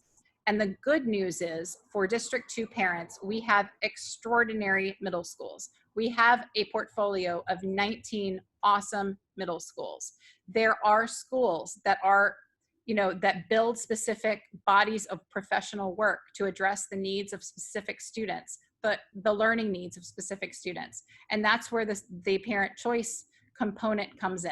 That's something to be aware of, and not something that we are discounting in our NICEP proposal, but it is really important to notice that kids meet the same outcomes time after time, and unless we intervene in data that we know is determining an outcome that is unfavorable for a child before they even get started, that's our professional responsibility. And so that's the essence of our NICEP work for phase 3. In phase 2, which we are our pilot, there are 4 schools, middle schools, that would adjust their admissions criteria this coming school year. 75 Morton, Wagner, Baruch, and Clinton. Those 4 schools, we seek to do the balancing work within those 4 schools. And we chose those schools because they serve the largest range of students right now, and some of them are pretty close to the demographic averages of our district. So we wanted to look at the data science around this and make sure that we learn and do it well with 4 schools before we took on the other 15 middle schools in the city, in the district. We wanted to know that our work could work. We wanted to test the parent engagement structures in those schools. We wanted to make sure we have school leaders that are deeply invested in the work, that the teaching faculty are ready, willing, and able. They are completely on board with culturally responsive and sustaining pedagogy and excited to do this work. That would be the pilot work that we do in the fall. Now that our larger system is looking at whether or not screens are going to continue to exist and in what form, it is entirely possible that we will have to rework our pilot for those middle schools, and we won't be able to test our idea. However, in our NICEP proposal and in partnership with the Chancellor's Office, we discussed what would happen if the admission screens were on pause for this year.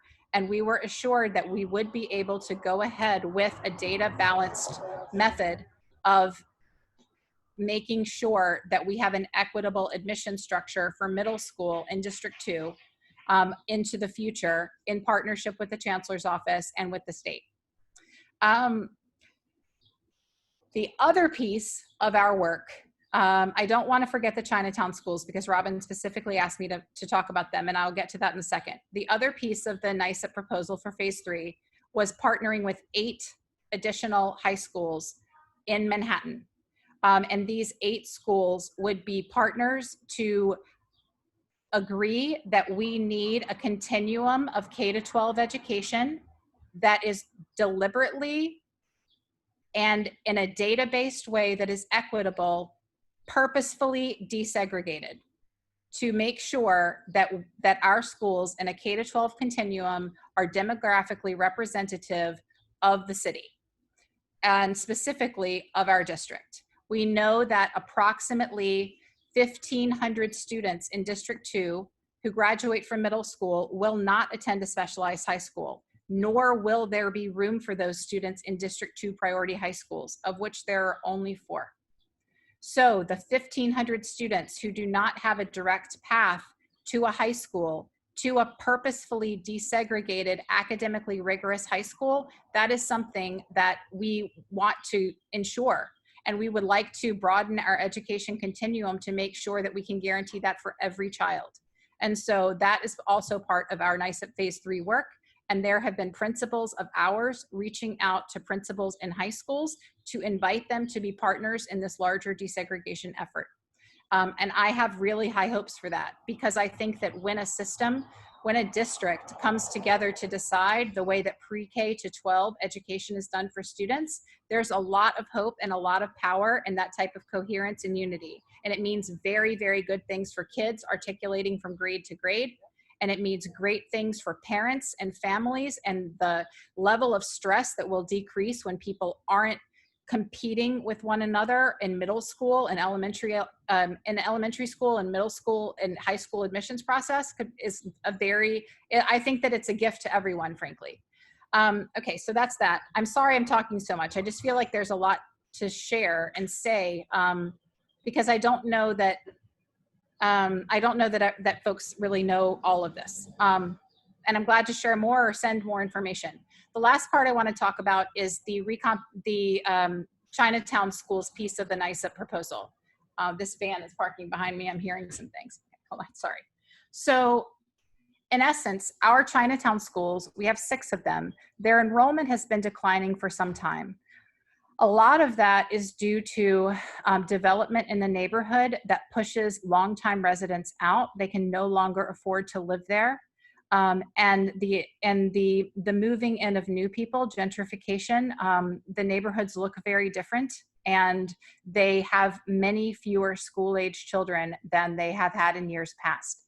And so one of the main things that we sought to do was first stabilize Chinatown schools enrollment, making sure that the hopping around from school to school based on waiting lists hit pause, so that we could guarantee that we had stable class size numbers and stable numbers of teachers on staff ready to provide kids with an excellent education.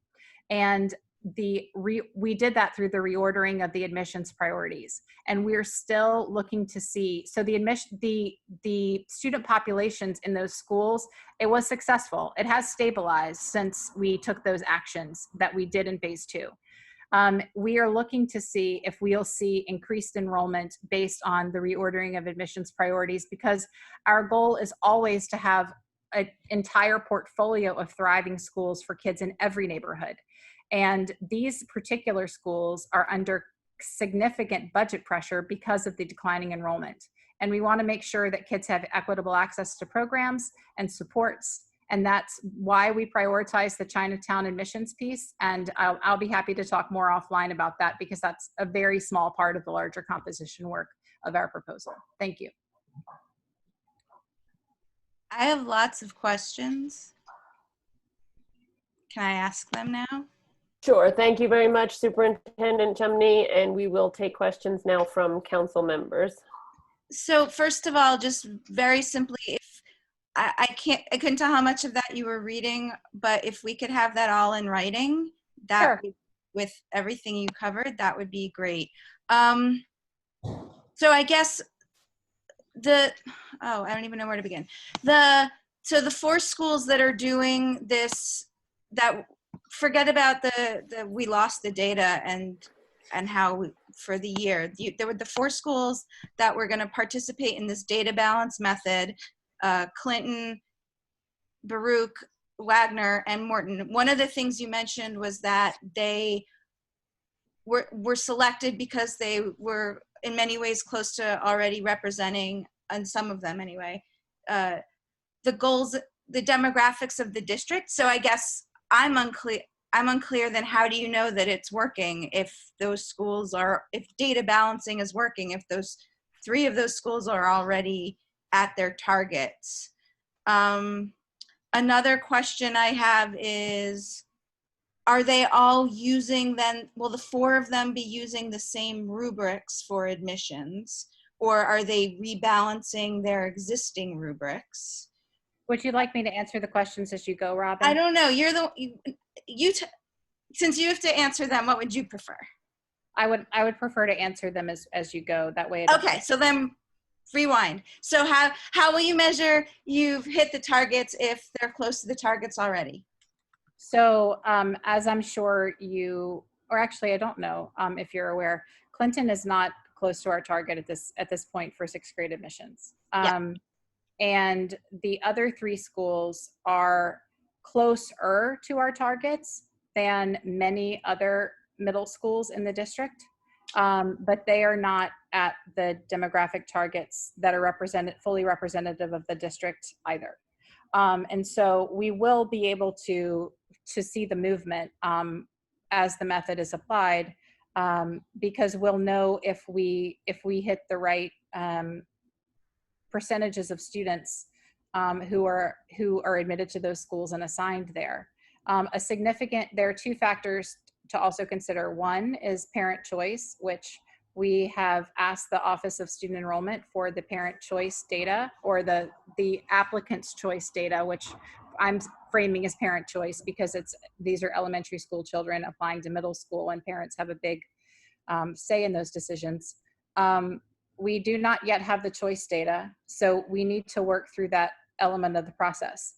The second piece to consider is that for 3 of the 4 schools, 75 Morton, Baruch, and Wagner, all 3 of those schools serve the full range of students in the district in terms of of our educational continuum. They all have students with special class mandates, meaning they're the former self-contained 12 to 1-to-1, meaning students who require the most intense supports academically in order to succeed, all the way to an accelerated class sequence or special class program, and varying academic programs in between. And so we wanted to make sure that the schools that we used were ones that were already successful and had capacity to serve a wide range of students, so that when we did the balancing, we were sending our students into the best prepared in terms of their professional preparedness, but also the warmest, most welcoming, loving climate that we could match them with. So then the next question was, are they all will all 4 be using the same rubrics as each other? They're reweighting their own rubrics? Yes, they have, I shouldn't have said yes. The answer is no. They will not be using the same rubric. They each have a standing rubric that they have, that they developed however many years ago when middle schools were asked by the Office of Enrollment to have a rubric. We will be applying the data weights to those rubrics to practice our own method of balancing. And for Wagner and Baruch, AP and SP will still be 2 separate avenues of entrance into the school? That's a deeper question that I would need to get back to you about. Okay. And this is more of just like, I'd like you to expand on, I think was an opinion you had, as opposed to like a principle that informed a decision. When you were talking about the continuum of schools, and you said one of the principles seems to be that would reduce this sense of competition, because there would be one set of schools that parents could look forward to attending. And just in my experience, we already have that in K-8, and there is no such lack of competition when it comes to access to the middle school. So I'm wondering why expanding a continuum, how that relates to reducing this the competitiveness that we all agree is part of the process, and that anxiety. I'm thinking that my opinion about this goes back to my time spent with the Middle School Advisory Council that's convened by a group of principals, Rocco Macri, David Getz, among others, and the work that those students did on helping middle school students like themselves manage anxiety around the high school process. And when I go to spend time with those students, and when I spent time with them last fall, many of them shared that they felt like they were on a hamster wheel from the time they were in 4th grade, because they knew that, or they believed deeply in a set of beliefs that if they got into a specific middle school, then they would be able to get into a specific high school, and then they would be able to get into a specific college, and then they would have a path to the life that they wanted to live or that their parents wanted for them. And so kids were expressing that, no, you have to go to these middle schools to get into this high school.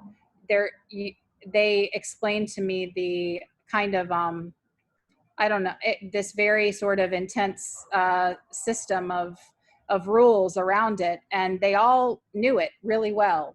And the idea of theirs was that we need more middle school guidance counselors and social workers to help students manage stress. And my thought was, everyone seems to be trying to navigate toward the same small pool of high schools.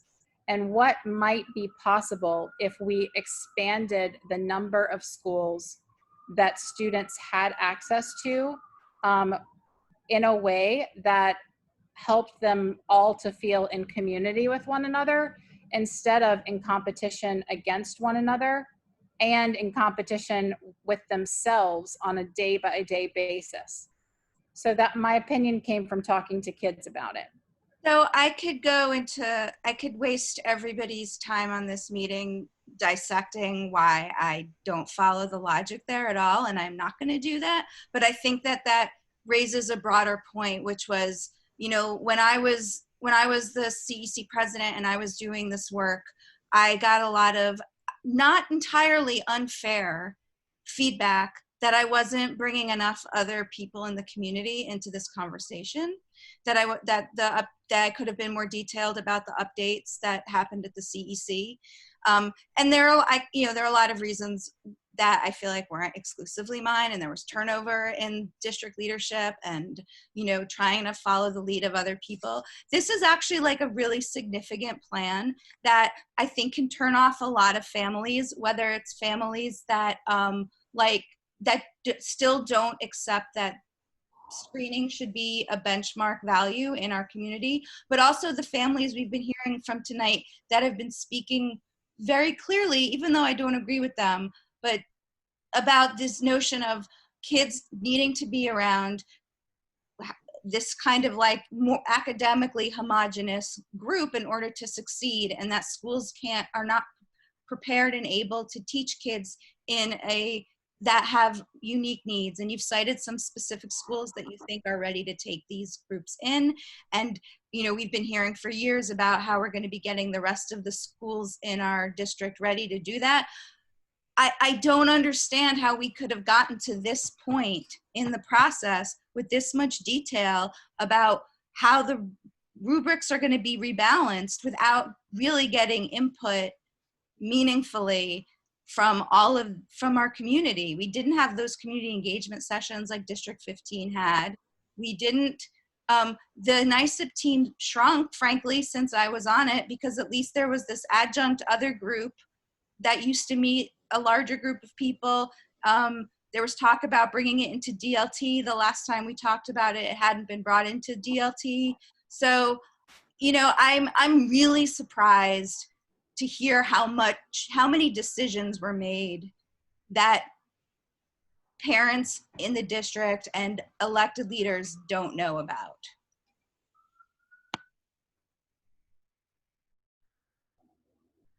Do we have questions from any other council members or any comments from other council members at this point? Tom, you want to say something? Yeah, I just have one question. Just with class sizes being as large as they are right now in Denalda, and, you know, with the budget probably about to go down, we could have increased class sizes. Do you feel that teachers are more effective teaching to students on the same kind of level, or do you think that they're able to, with large class sizes, my daughter's in a 33 kid class right now, teach to kids of all different levels at the same time? That's my question. That's really a tough one, Tom. I'll tell you that it, as a teacher, depends on what you're teaching and what your goals are for the class.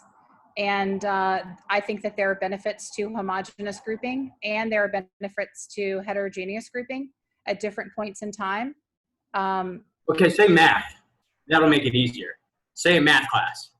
Is it easier or harder to teach a room of 33 kids the same math lesson or all different ones at the same time?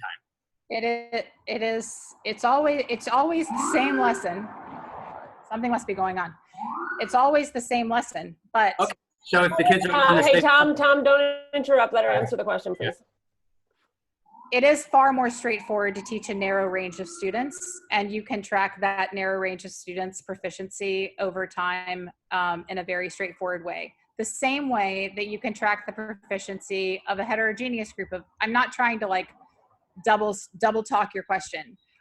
There are benefits to both structures, and I think the major piece of this is it's not an either or. It's, do we have assessment mechanisms in place on a frequent enough basis to make sure that kids are getting the instruction that they need in those small groups to make sure that their needs are met in a targeted way? And do they have exposure to kids who are thinking ahead or kids who are still figuring things out that they can explain things to echo their own learning? And so I respect your question, and it's an age-old debate around tracking that fortunately, or maybe we will get into tonight.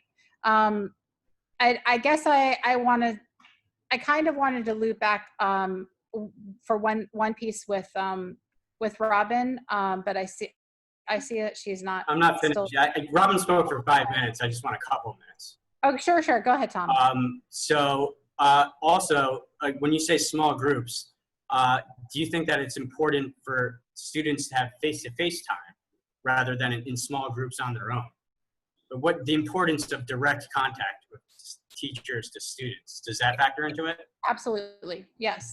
In fact, the information that I understand was shared today from our central office is that in the fall, it looks like the return to school guidelines have 1 teacher with 9 students in a classroom. And so these small group configurations are something that I should have probably shared in my report that we are getting prepared to embrace. Thank you.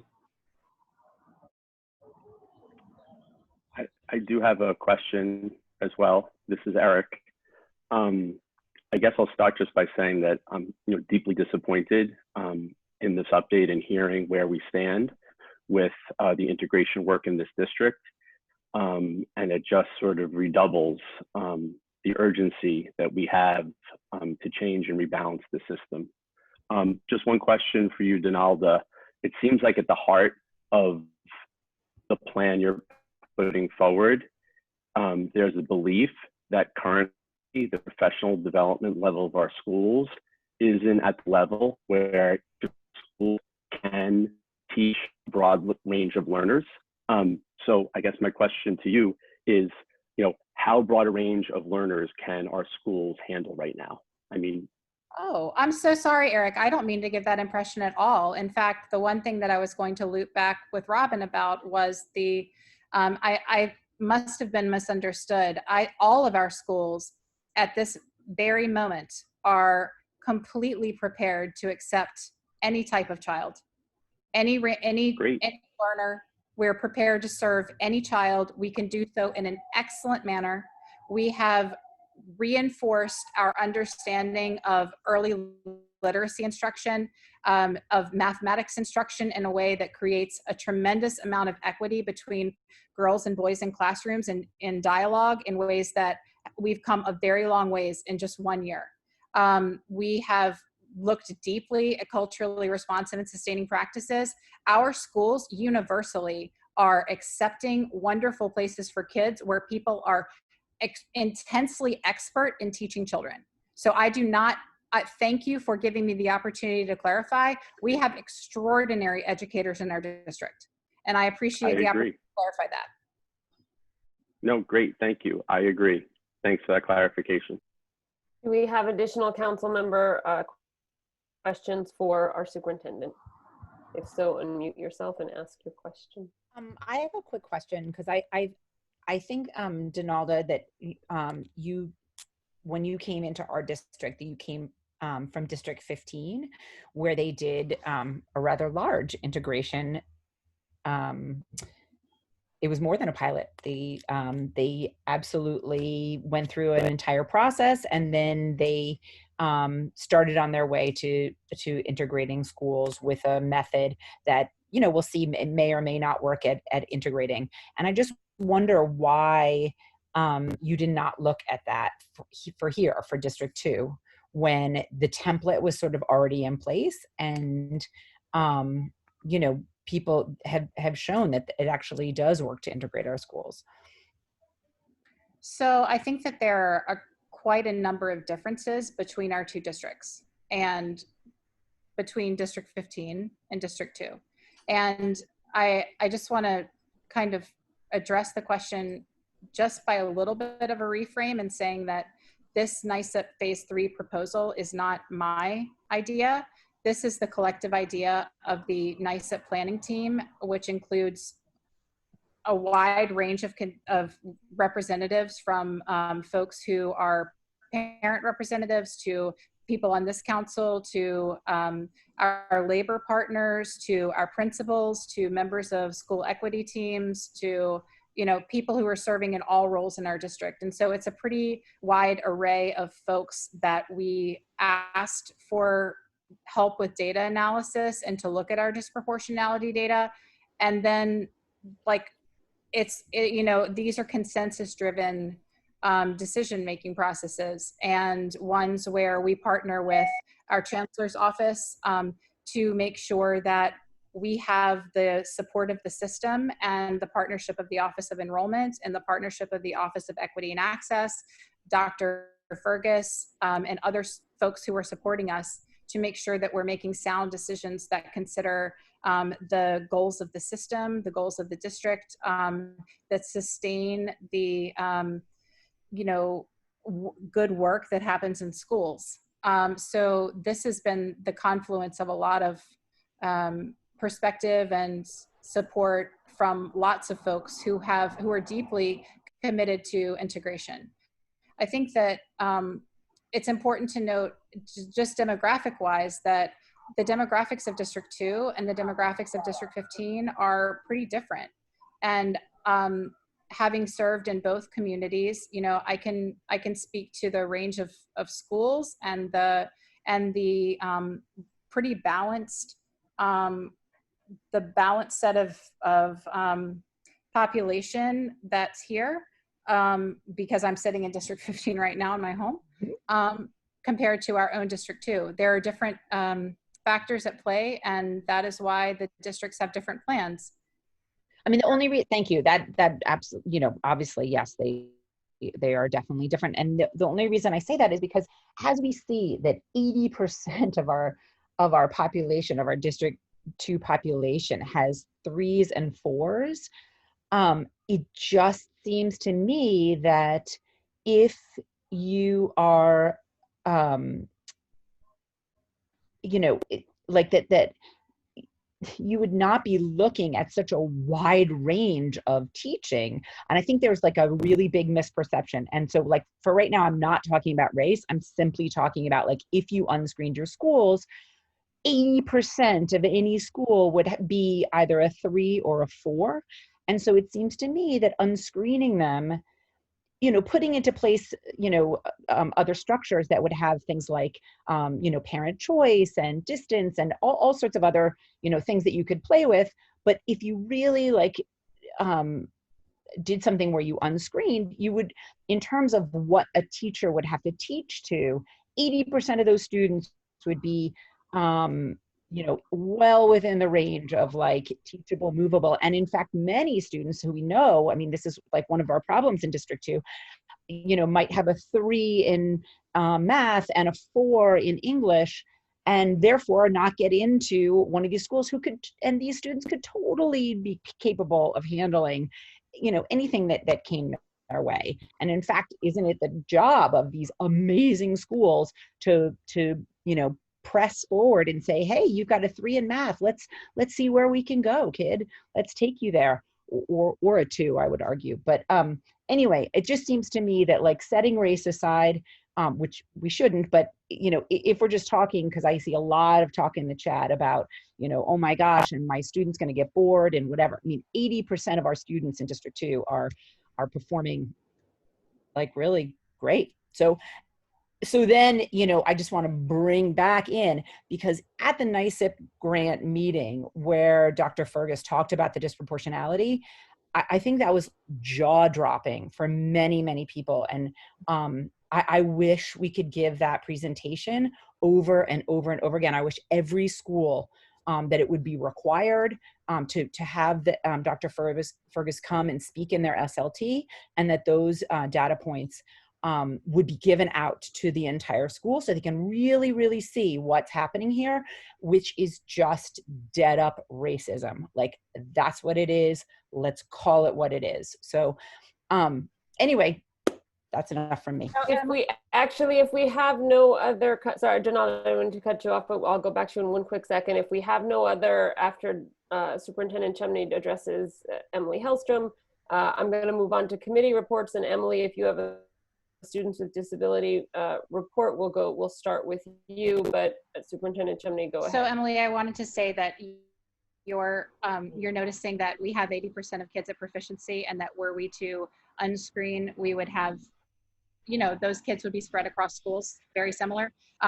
That's the goal of the data balancing work, is to make sure that we have an even spread of students at all ranges, and an even socioeconomic mix, that students who need the most supports are distributed to schools where we can make sure that they receive the very specialized attention that they need, and that no one set of high need students is pooled in any one specific or two specific schools.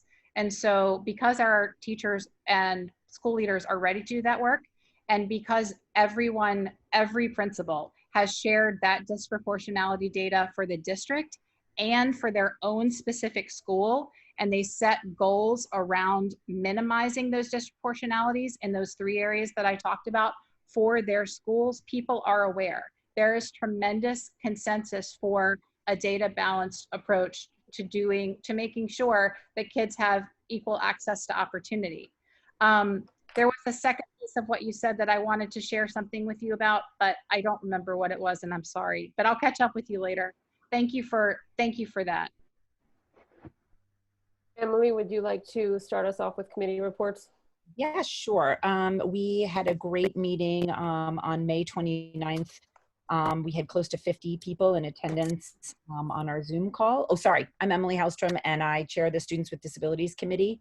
We've been meeting regularly every month. In May, I put together a package of, or a presentation of summer resources. It is no surprise that many students with disabilities have been deeply affected negatively by remote learning, and many parents are sort of close to a state of panic and really want to know how they can help their kids over the summer. So I started to do some research. I put together a presentation. We shared that, and people were really fantastic about putting their own ideas and things that they had heard about into the chat, and talking, speaking about, sharing supports and things like that. That package can be found on our website under, I think, the Students with Disabilities Committee list, or resources. It's under resources. So if anyone, wants to pass that around, that would be great. And then the other thing that sort of came to the fore is some of the work that parents are seeing work for their children who have dyslexia, ADHD, 2E. Some of these ways of teaching them are really, people are recognizing, are good for all students, that these are the building blocks of good, solid teaching. And so we really want to do a presentation for the council and then and for everyone on why these are so important to be in our schools everywhere for all learners. So I just want to put a placeholder. You know, I was going to bring a resolution, but I realize it gets very, very technical, and a lot of people might not understand some of the things that I'm talking about: explicit, systematic, multisensory reading, OG, Hockman writing method. There are some of these basic principles that are just sound, fundamental good teaching practices. And a lot of people, when they talk in the chat about like, how can we transform our schools? It is very, very clear to me and to many, many people who take part in my committee month after month, that these are just good teaching practices and that these will bring up all learners. So we would like to actually, either next month or whenever it is convenient, we would like to put a placeholder to make a presentation, to have someone come and speak about these practices. Because I do believe that this, after we get rid of screens and integrate our schools, that this is the next step to making all of our schools fantastic. So anyway, it was a great conversation. I welcome anybody to join us. All of our announcements, we have our next meeting coming up next Thursday, June, sorry, I should have had this ready, June 18th. And it is from 3:30 to, we run around usually about an hour and a half. I'll send out a notice. You can also sign up on my mailing list, swdinnyc@gmail.com. So maybe Ushma could put that in the chat if anyone wants to sign up for that mailing list. Thank you, Emily. If anyone else has any other updates, if not, I'm going to mention multilingual language learner update. Last night, CEC D2 joined several other CECs, both within and without Manhattan, for a CEC 3 multilingual committee, a joint CEC committee meeting.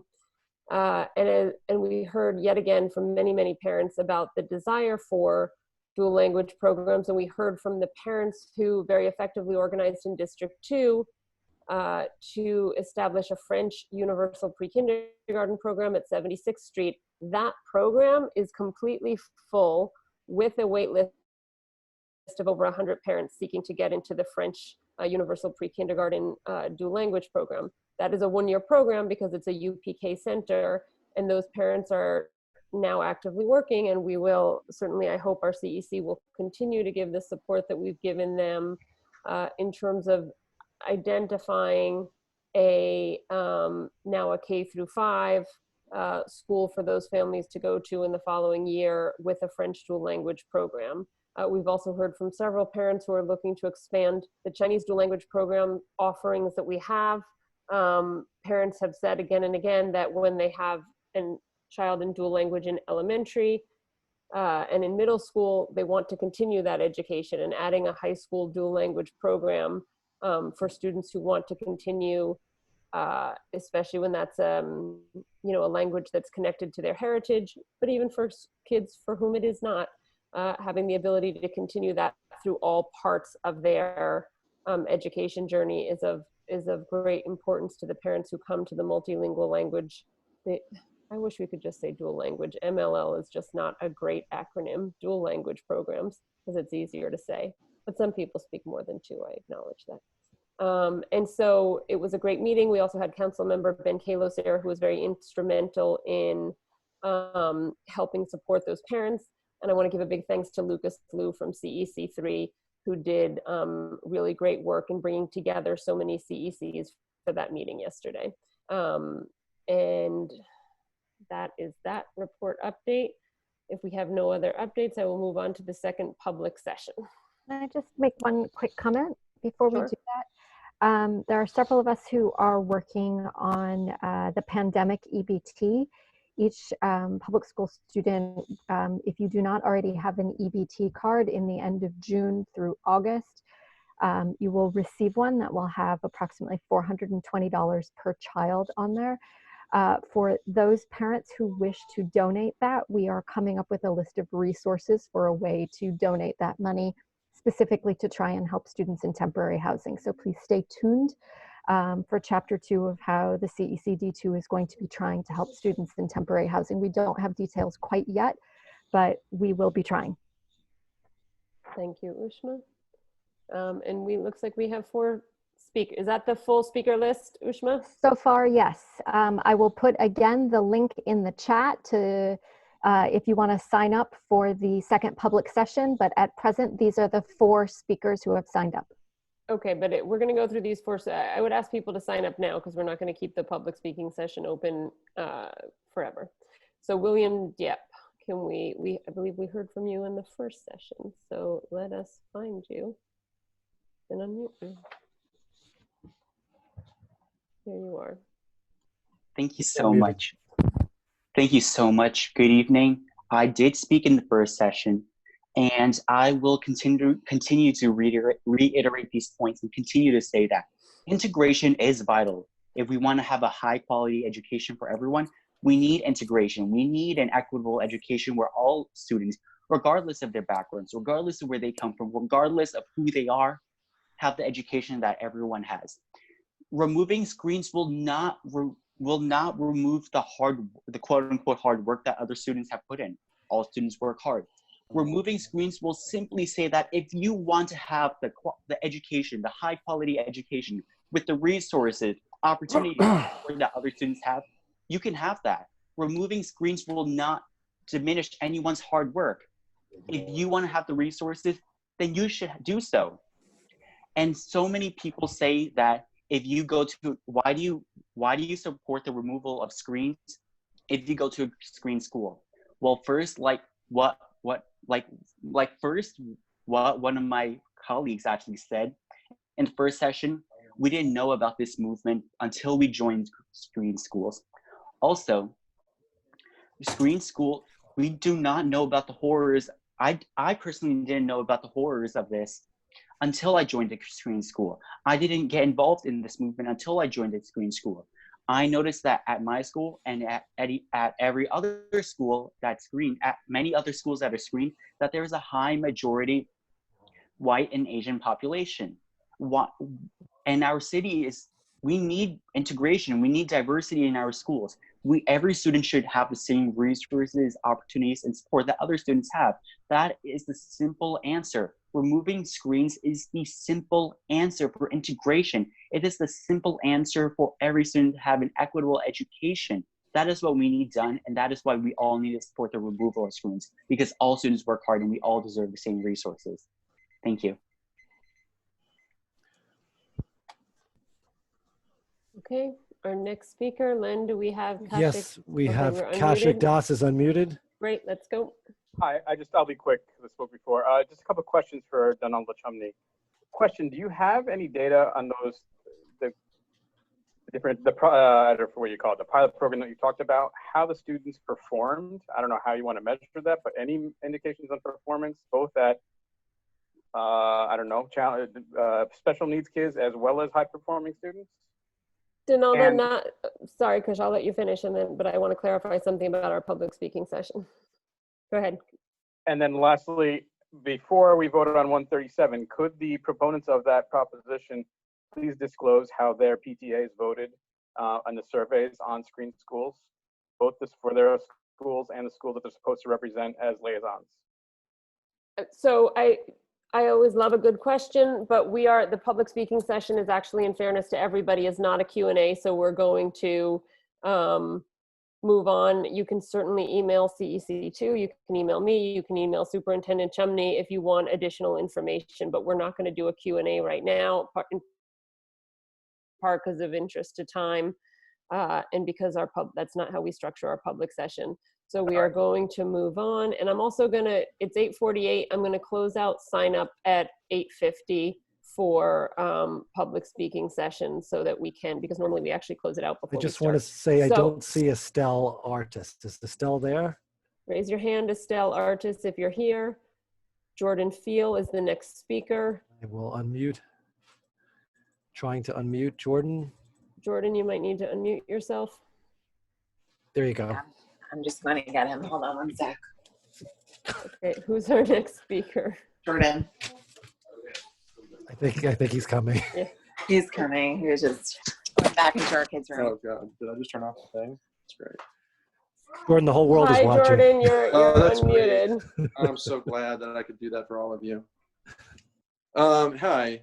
I just wanted to say, you know, as we kind of, you know, parade through and, you know, attack other parts of the plumbing downstream, you know, I still don't understand why we're yet to, you know, really address universal GT screening. I think that that's a simple tool that would really provide access to, you know, a lot of communities that are not getting it into these programs, and they need it, and we should have them.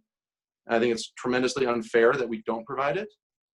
And rather than trying to just rip things up, we should be looking at providing ways to provide access that don't exist. And I think that's one that's simple. I don't understand why we're not trying it. We have board members here who have supported these sorts of programs for other types of learning needs, like dyslexia, which I think is fantastic. I'm totally behind that. You know, but yet they don't support that for GT. And I think that, you know, catching kids early and getting them early into the system where their needs will be met appropriately is critical. And I think the idea, maybe I'm misunderstanding this, but, you know, the idea that what Emily is suggesting that, you know, if you just move kids around, that their scores will follow them to other schools doesn't make a lot of sense. We wouldn't be having this conversation in some respects if that was the case. You know, a child's achievements are going to be a function of that child, the parents, and the school, and the teachers in that school, and now a number of other factors. I think to assume that kids who are scoring a certain way under the current regime will maintain if they just get shipped elsewhere doesn't make a ton of sense. So maybe I'm misunderstanding something there. I'd love to know if I am, but that didn't make a lot of sense to me, and I don't agree with it. Thank you. Okay, and Our our next next speaker. Gina Rotondo. You need to unmute yourself. There you go. Gina, you're unmuted. Thank you. Thank you for organizing this and for letting me take the time to speak. I want to ask everyone to ask themselves some questions, to go back to what Christopher Duru posited earlier this evening. I didn't come to this meeting with a prepared speech, so I've just jotted down some notes.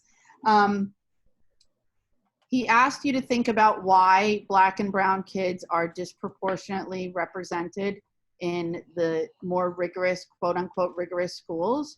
And that's a question I think you need to all ask yourselves. And he said there were two possible answers. Either they are less capable or the system is racist. I think you should all ask yourselves additionally, how do you define rigor? How do you define hard work?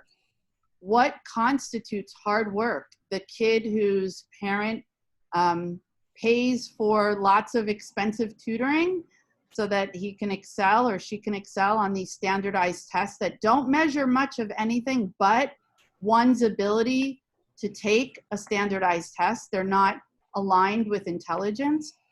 So I would ask you to think about some of those things. I would ask you to think about the kind of world you want for your kids. Do you really want them to grow up in the greatest city in the world that happens to also be the most segregated city in the world? To what benefit? Thinking about some other notes that I took down. Parent engagement, you know, schools benefit from parent engagement. Let's make sure that we know how to make parent engagement accessible to everyone. Asking questions about how the higher performing students will be pulled down by the lower performing students. Research has shown that that's not the case. It's actually the opposite. All students benefit from all students. And I'll finish by saying, all of these things don't matter. At the end of the day, every child in the United States was promised by the Constitution a free public education, and it should be fair and equal. Thank you. I've run out of Time is time. up. Thank Yep. you. Thank you. Two more speakers, Salima Elamin and John Keller. I don't see Salima here. Salima, are you around? Raise your hand if you are, please. And if not, we will move on to John Hey, Keller. John, you're unmuted. John Keller?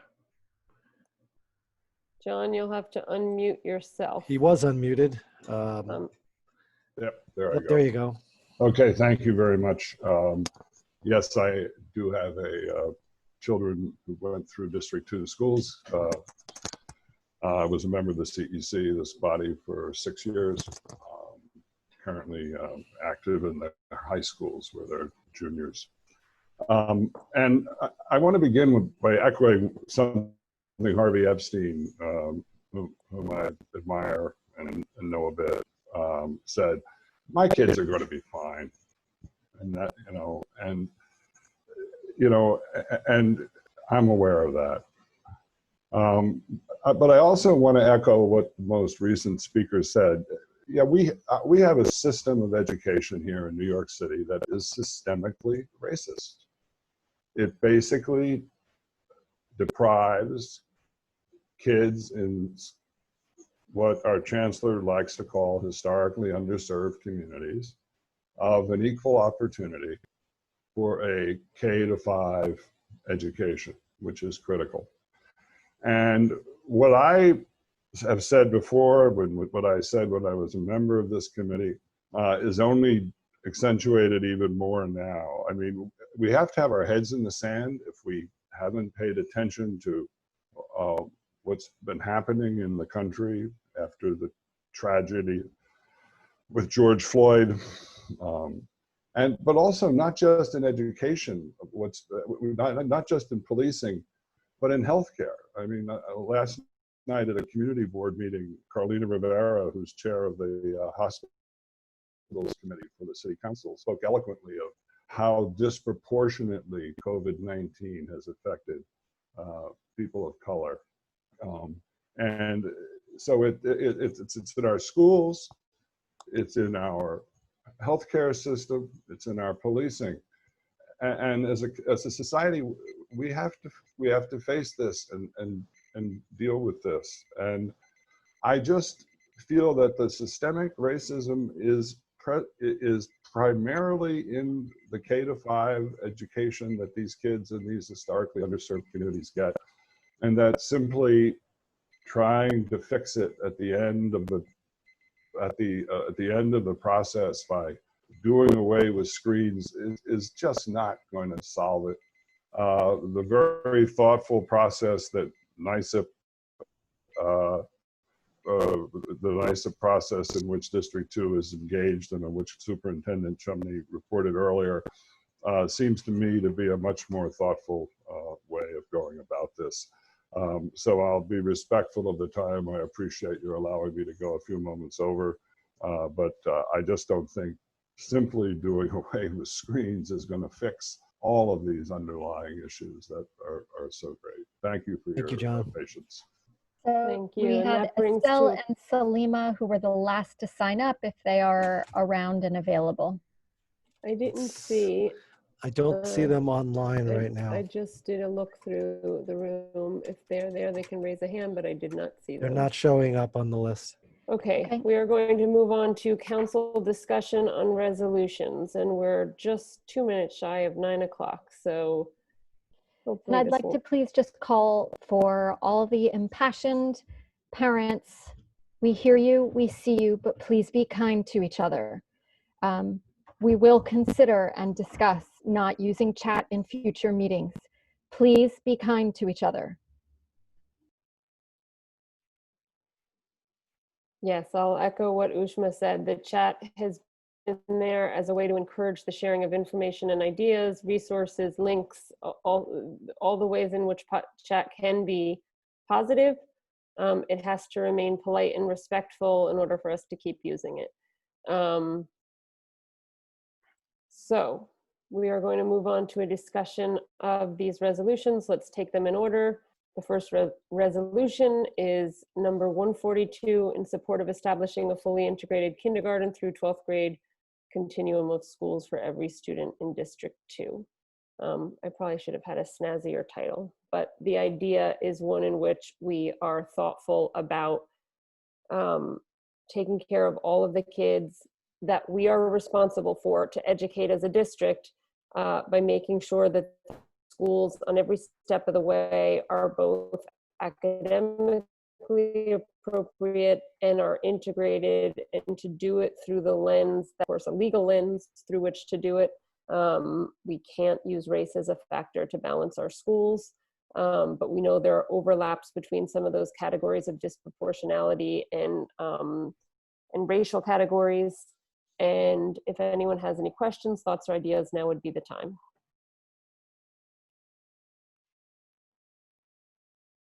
If not, I think we can vote on them all at the end. If not, we can move on to the next two. No, I'm sorry. I was just seeing if anyone else wanted to say something, but I do want to explain why I will not be voting in support of this resolution.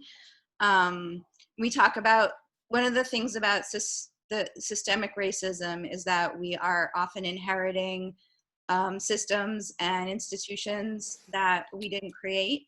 And we don't even necessarily know how or why they were created. Although, as we learn when we look at like the history of the creation of the police department, a lot of times it is created with the intent to suppress Black and Hispanic members of communities. So when you look at district boundaries citywide, for example, they were created in, I believe, the mid-60s, before the Civil Rights Movement. There was definitely intent in the way district boundaries were drawn to do some racial gerrymandering. And then stuff that wasn't anticipated, like the creation of Battery Park City. So there's entire portions of our district that literally did not exist when the district boundaries were being drawn. And just the fact that sections of the district were just, industrial, like Soho and Tribeca and stuff. So I do think that it's more, so first of all, I think it's important to consider, I think Maud actually said it at the beginning of our term, examining what is the point of a district. I think that's a really good conversation that we could have and that we should have before we start assigning more schools exclusive designations to a district. And then I find the language in the resolution that talks about how it would help integration very puzzling in a city that is largely, as we know, our school district is not representative of the diversity of the city. In fact, it's less than 10% Black, less than, I think we're about 15% Hispanic. And so I'm puzzled as to how creating more resources exclusive to our school district could help create integration, when in fact I think we should really be looking outward and how to increase access to all schools in our district to create more integrated school spaces that are representative of our city. Does anyone else want to address that particular resolution?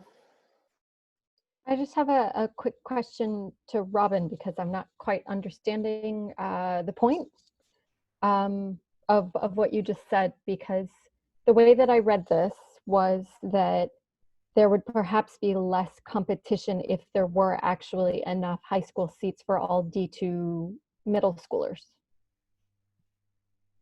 But there are enough high school seats for all D2 middle schoolers. They're just not in schools that have been determined to be undesirable. But I mean, the geographic boundaries of school district 2 have the most high school seats in the city, I think. Well, I can address two things. The privilege of being able to send your child to a school exclusively with other District 2 students. So I can address two things. One, Robin, you made a broader point about police forces and systems that we inherit. We, all the current parents of District 2, inherited this system. And I think it's helpful to go back and remember that the District 2 choice system of getting to apply to middle schools that we have now didn't always exist. In fact, a lot of the parents of my kids' peers who grew up in New York City remember the District 2 schools prior to this choice system. This choice system was put in place to improve schools, to attract people, and to keep them here. And we are in some ways the victim of our own success, because we have an extraordinary number, as the superintendent said, of really fantastic and good middle schools. That was not the case a generation or two ago. We had a great drop off of people sending their kids to local elementary schools and then leaving the school system. And the choice system was put in place to try to keep parents, to try to attract parents, and to try to build a robust middle school system. And it worked. There was a lot of success to it. I am someone who's always very cautious about throwing the baby out with the bathwater, and I don't think we can presume that the upside of the system that we have now will stay exactly the same if we alter it completely and totally. I will also say that in response to what Ushma queried Robin about is, you know, the idea of a K through 12 continuum, of having a seat in a district. There's two things that undergird that. One, people talk about citywide data, but as District 2 parents, I can't control for Staten Island or parts of Queens or parts of the Bronx. It's not our mandate to do so, and it is also really, really hard to come up with a proposal or a plan that's appropriate for 1.1 million students. You know, we were given the data for District 2. That's what we're supposed to do. And yes, District 2 has different demographics than some districts, but what the plan was, and what the New York State Department of Education directive was, and what the New York City DOE has directed districts to do, is come up with a district-specific plan. And I think we've worked very diligently to do so. And Robin, it's somewhat of a relay. You started the process and the baton got passed to me. And here we are with a plan that we've all put some thought and effort into.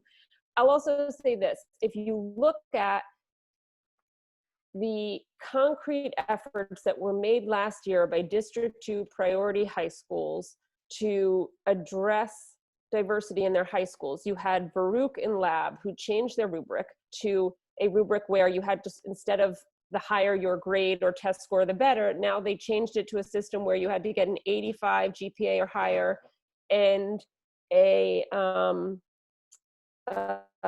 3 or 4 on your state tests. And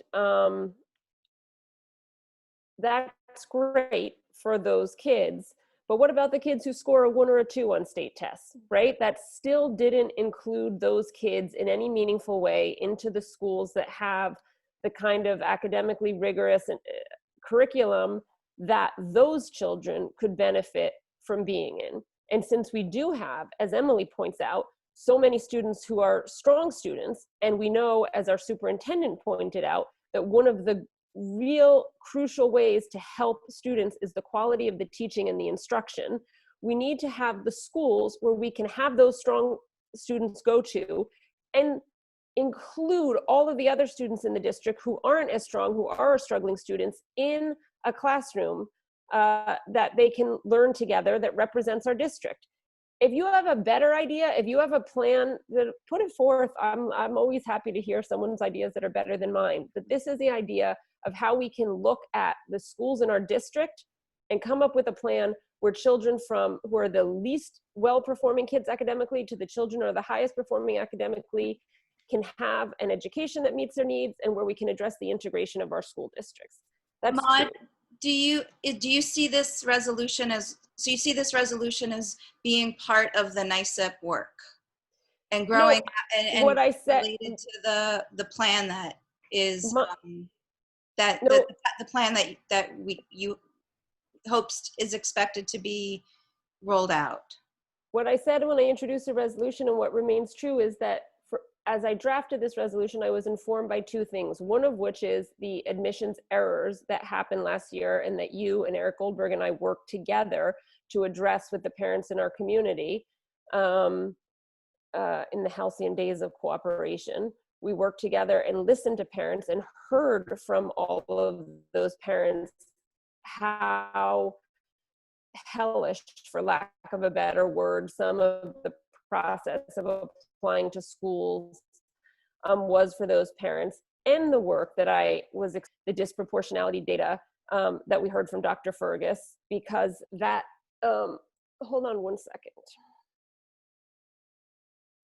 I'd just like to say, for everybody who's in the chat, I'm actually trying very hard to listen to my fellow council members. I'm not policing this anymore. And I'm going to recommend to the rest of our fellow council members that we do not have a chat in the future.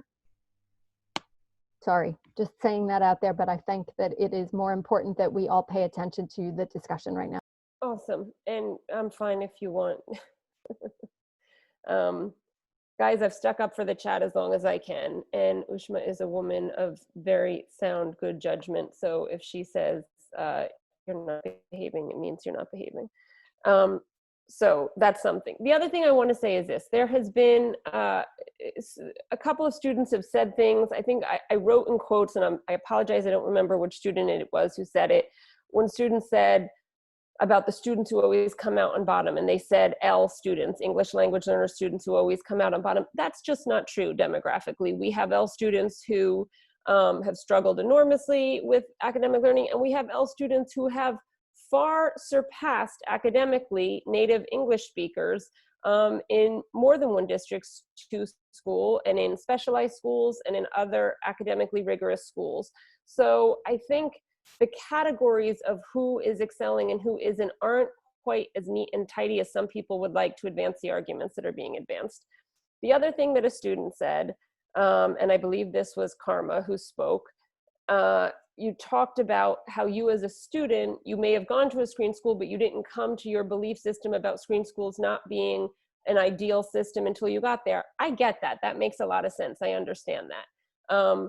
But it's not necessarily true of some of the parents on our committee, right? We have on our council parents who have kids in 9th grade and 6th grade right now who were arguing to get rid of screen schools for the last several years. But during that same time, while they were arguing to get rid of them, they applied their kids into some of the most disproportionately white, academically rigorous schools in our city. And I do think that there is a disconnect there that certainly mystifies a lot of the parents in our district, and that it'd be awesome if somebody could address at some point. And then there were a few other things, but in the interest of time, I'd like to get to other people's Maud, Violet resolutions. has a hand up. Can we go to her, please? Absolutely. Violet is our student member, and if I don't see the hand. Len, if you see it before I do, please unmute Violet. And Violet, I'll make you a co-host so you can just unmute yourself. Hi, can you hear me? Yes, you're unmuted. Yep, we can hear you. Okay, so hi, my name's Violet Becker. I'm the student member of the CEC District 2. I'm a rising senior.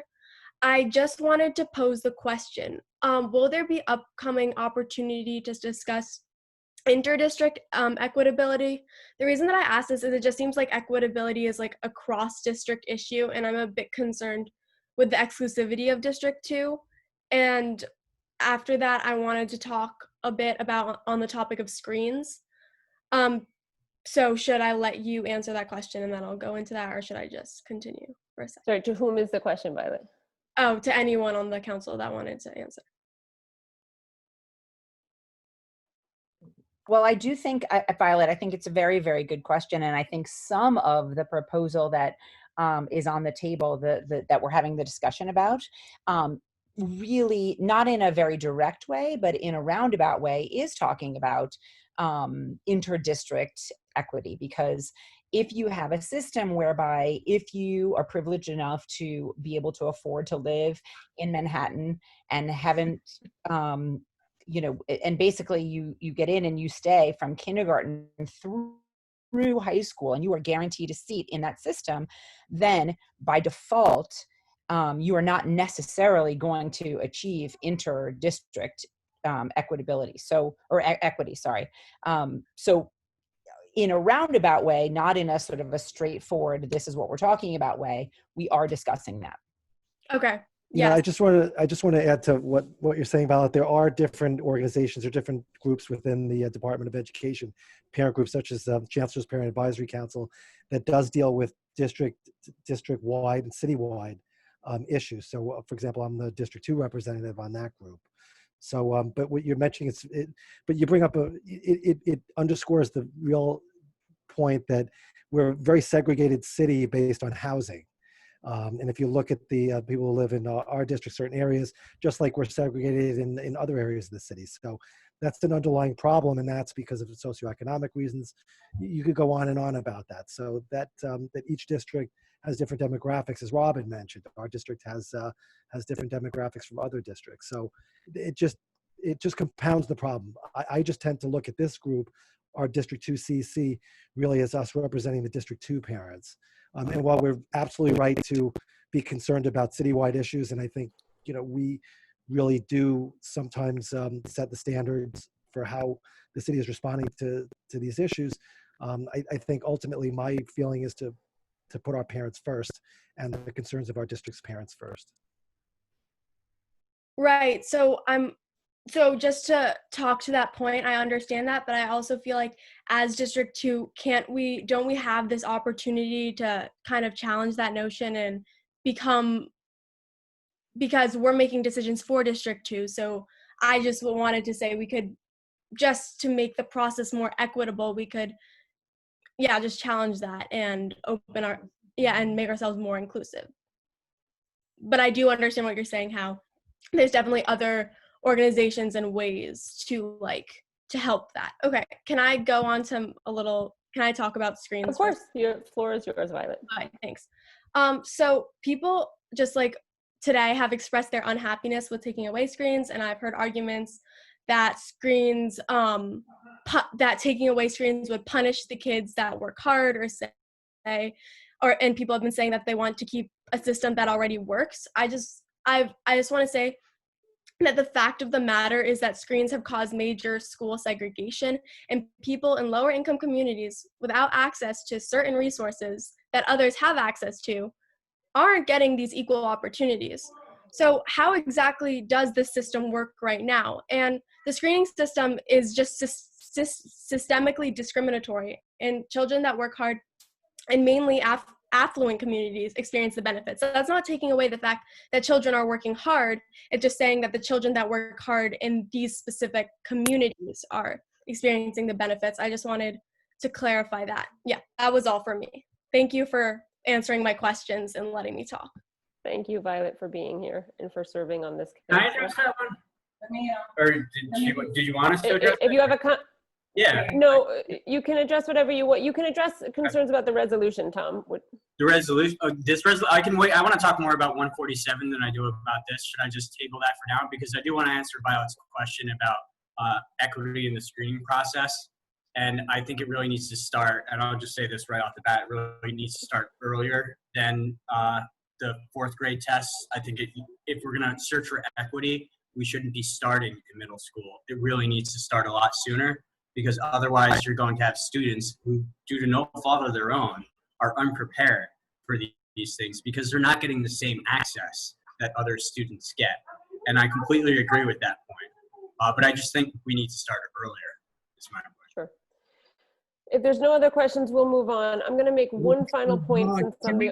Maud, excuse me, can we vote on the resolution right after we talk about it? And then otherwise we're going to keep talking about screens and we're never going to get to the resolution. If the council, I'm Maud, not that's opposed not to how doing we it. generally, yes. I mean, that We is can not how we discuss- generally go through it. We usually discuss the resolutions and then come back and vote. I'm not sure why I tonight think should be Eric's different. right about that. I think we usually do it that way. If there's a proposal to do it differently, I'm not opposed to it, but I'm also not opposed to keeping it the same. I think we're going to vote on them all at the end anyway. But since be consistent, I ask parents to state where their kids go to school and if they're District 2 or not, because that's the way we usually do it.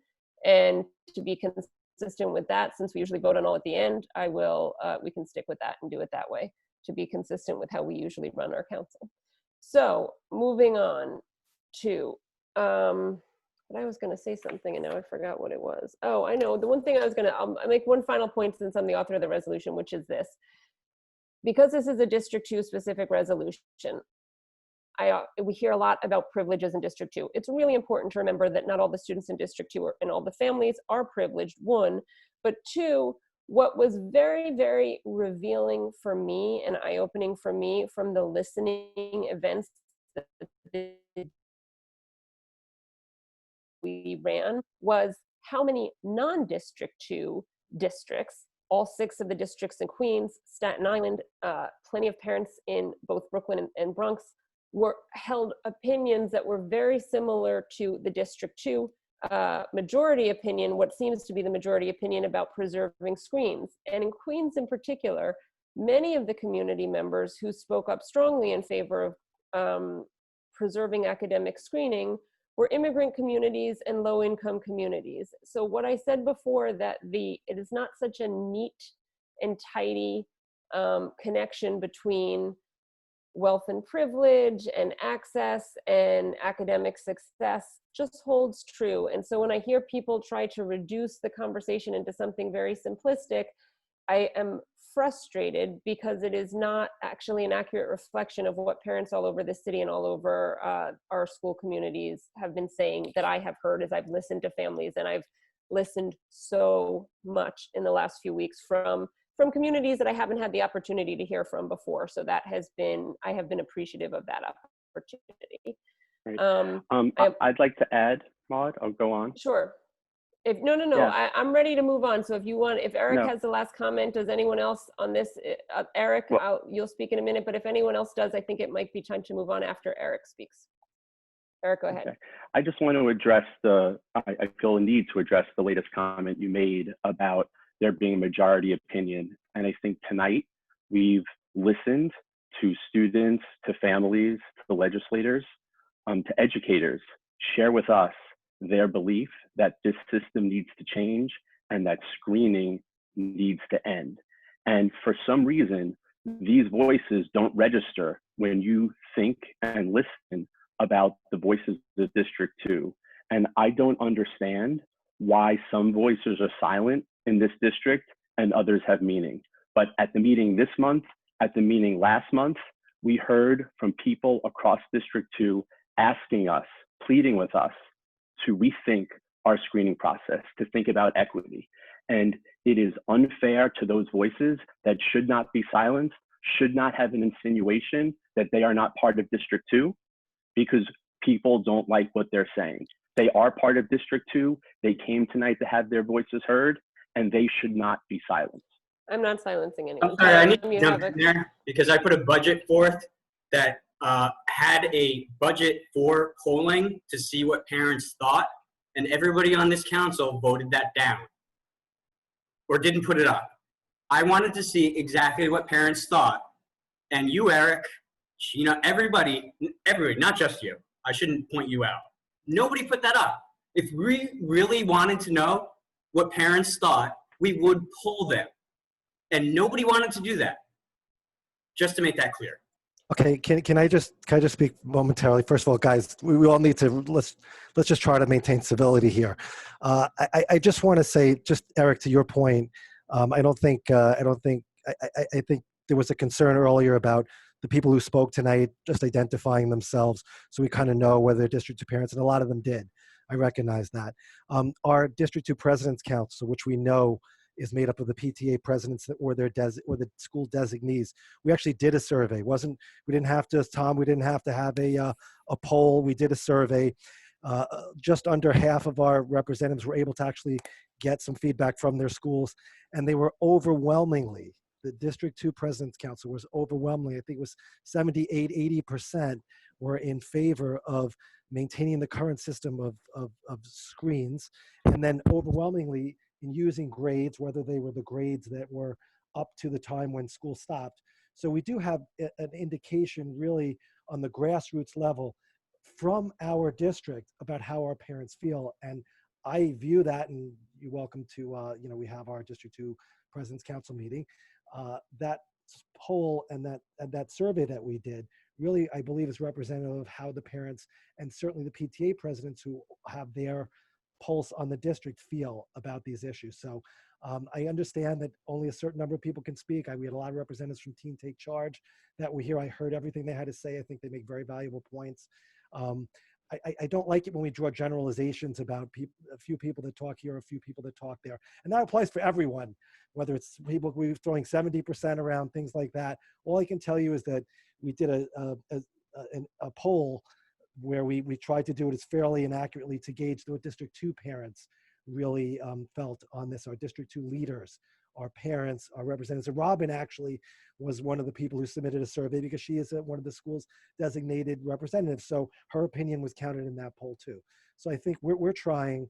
I don't think it's fair to necessarily make generalizations on either side about 3 people who show up here or 4 people who have an opinion one way or the other. And we try to get the opinions from everybody as best we can. And it's difficult even in a Zoom format.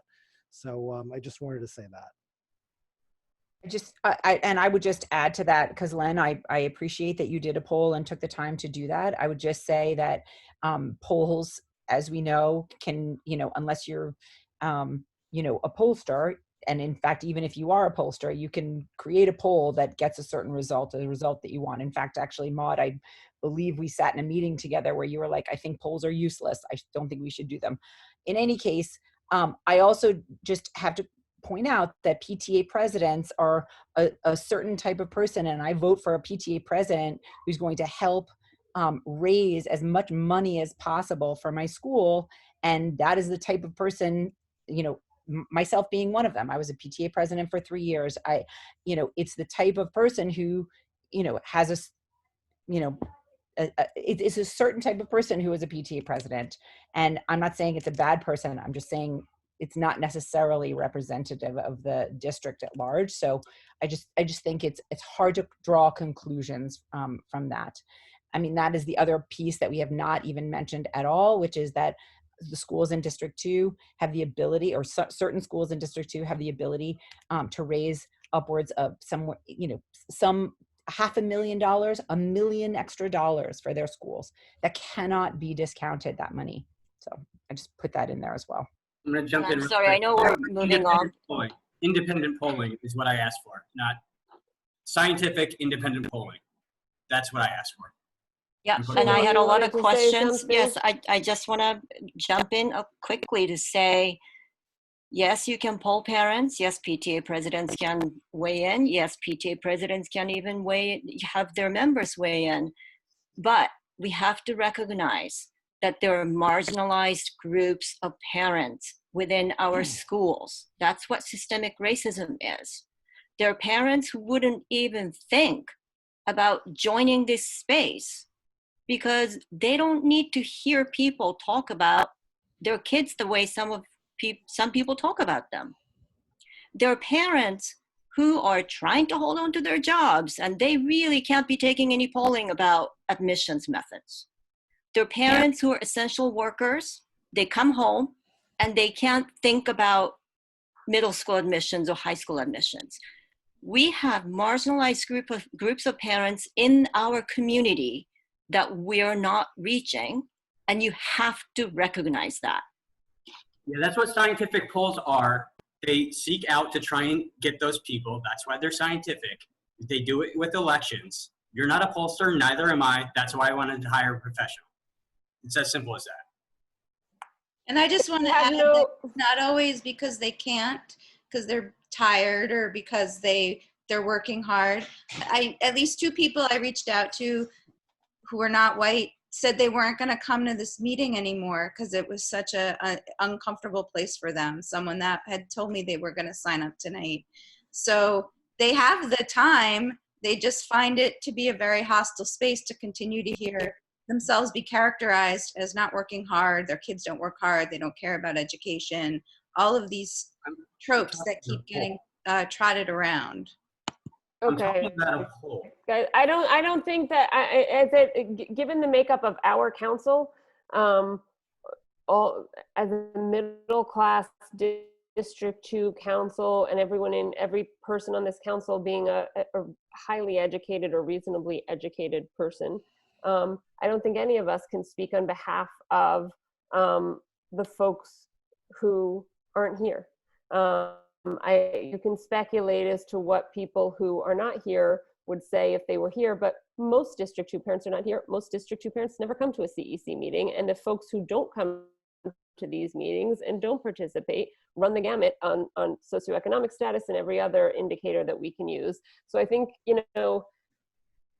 some parents said to me a while ago, I wish parents would just show up and say what they want for their own kid, because if they did, it would be a really honest conversation. If you said what it is that you thought worked well in a school, in an education, and stop trying to speak on behalf of other people. So I am going to, and that's, maybe we can use that to segue into my concerns about good governance and transparency, because the next two resolutions are resolutions where I think we should try to make sure that we have more public meetings and where we can have these discussions and communications with the DOE in ways that are transparent and public, and actual parents, the folks that are here and the folks that are not here, can hear and know what is going on. The resolutions speak for themselves. You can read them if you're interested. It's a little in the weeds in terms of how elected parent leader processes work, and I understand that. But if anyone has any questions or wants to make a comment, now would be the time to do so. And then we'll move on to the final three resolutions. Hearing none. This is Eric. I'd like to respond to both of those resolutions.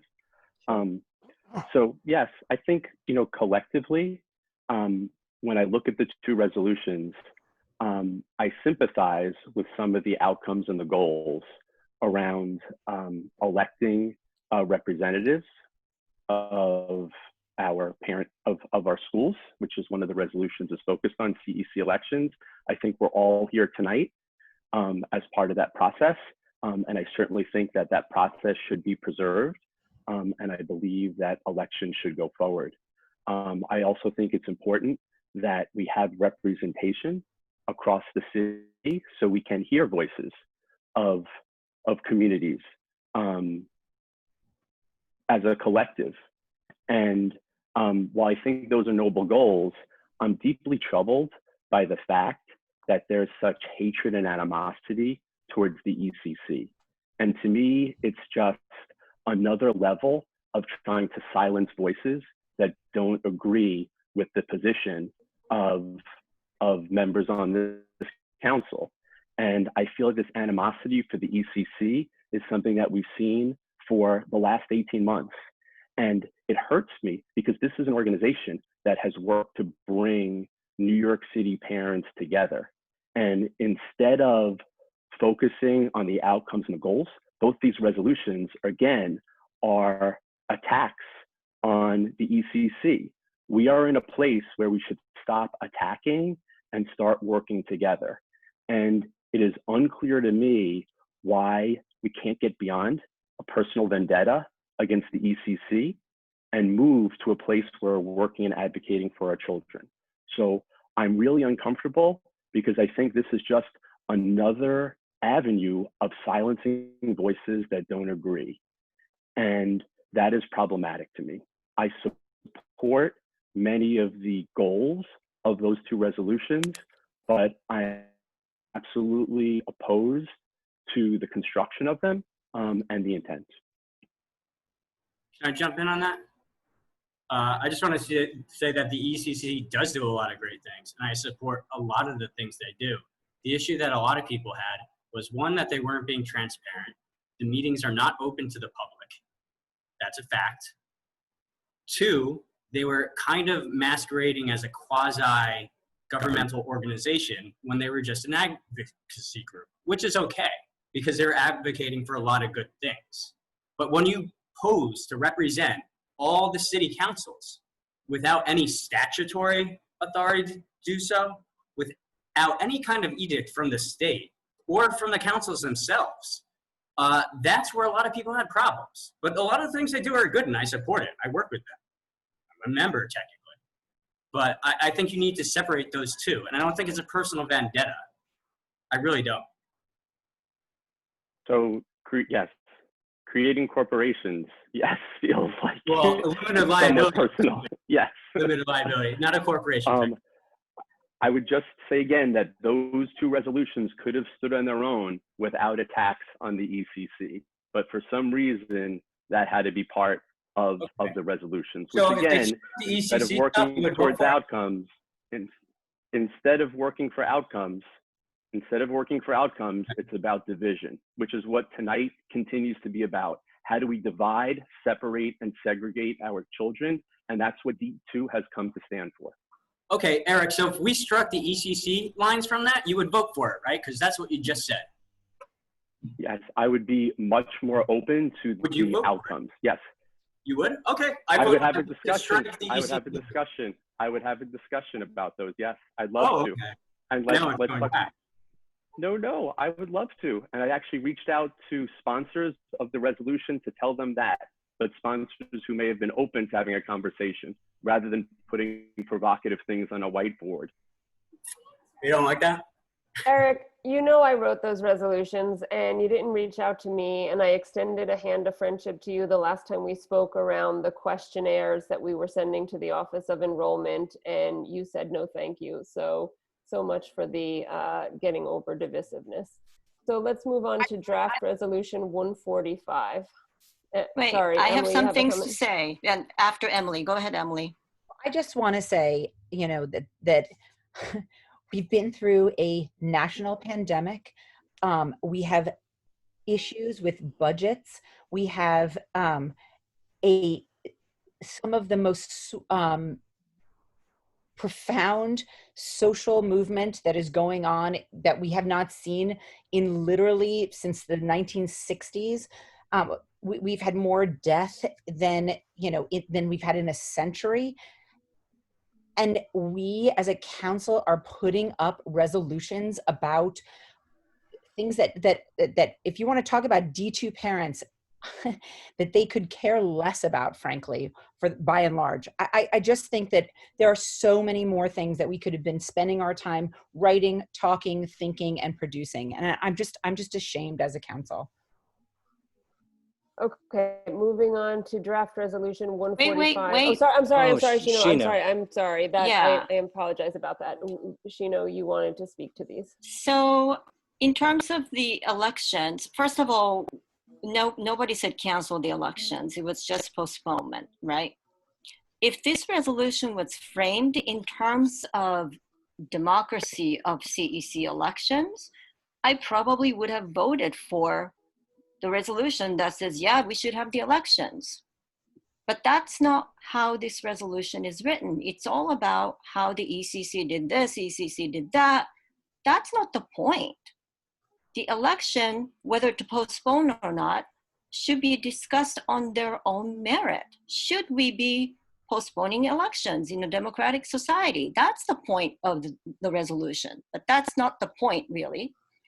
And if we want to go down the road of who should be eligible to serve on these bodies, it would have been nice if you actually looked at the history of the CEC D2, because we've had some phenomenal members who did not have a kid in the public school.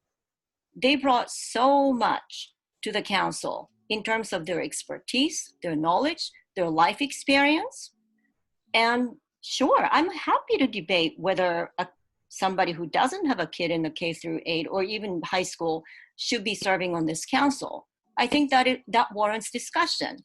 But let's first look at the history of the council and what these people brought to the council before we immediately go to that place. And while we're at it, I would like to discuss whether a political candidate should be on a CEC District 2 or any other CEC. I don't know how I feel about that. That's the discussion we should be having. So, you know, it's really disappointing that these two resolutions, both of them, didn't consider the history of ECC or the history of the CEC D2. And as the recipient of the criticism, and I'm the co-chair of the ECC, they both do feel like a personal attack. That's all I have to say. So I'll address two things. One, with regard to the fact that Eric and Shino have both stated that there are elements of these that they support had they been drafted differently. You both could have certainly reached out to me and shared that with me. I'm always open to modifying resolutions. I would say that I felt enormous frustration and continue to feel it, that I had to hear from Deputy Chancellor Adrian Austin, the DOE's very robust consideration of not holding CEC elections this spring at an non-public ECC meeting. And I felt that frustration because in a private meeting, the parents of my district, had I not written these resolutions and had I not shared this information, would have never heard it. And I don't think the fact that the DOE, right, the law that got changed in Albany to change who selects CEC members is a law that passed. A lot of people know that presently, or in the past, traditionally, the way CEC members were chosen were from PTA selectors. 3 people in each PTA choose them. But the ECC, in a series of non-public meetings, passed resolutions that said we should change that and have a parent-wide election. And whether you agree with that or not is beside the point. It went up to Albany and the law got changed. And the resolutions that the ECC sends up says you're speaking on behalf of 1.1 million parents, but most parents have absolutely no idea what's being advocated because these are non-public meetings. For me, it's a good governance issue. It's a transparency issue.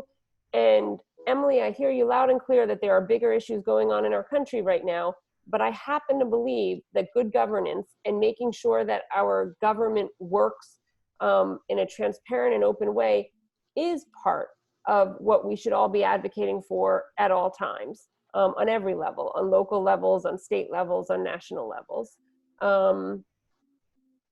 I am really convinced that there are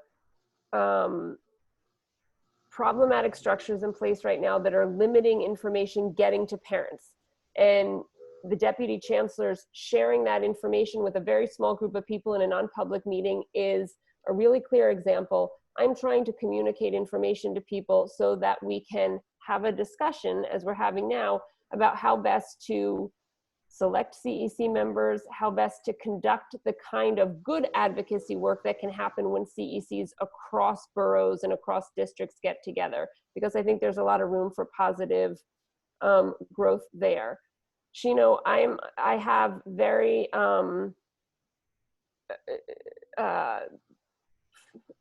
anyone who's running for office, and I am not the only CEC member who is under very strict guidelines as to what you're allowed to talk about when and where, sort of which hats to wear at what time. And I follow those guidelines very rigorously. I'd be happy to talk offline with you about that, but this is not the appropriate place because I have to follow conflict of interest laws and rules and regs, and we can reach out. I'm happy to have any conversation with you that you want about that. So those are my concerns about those resolutions. I think they stand on their own.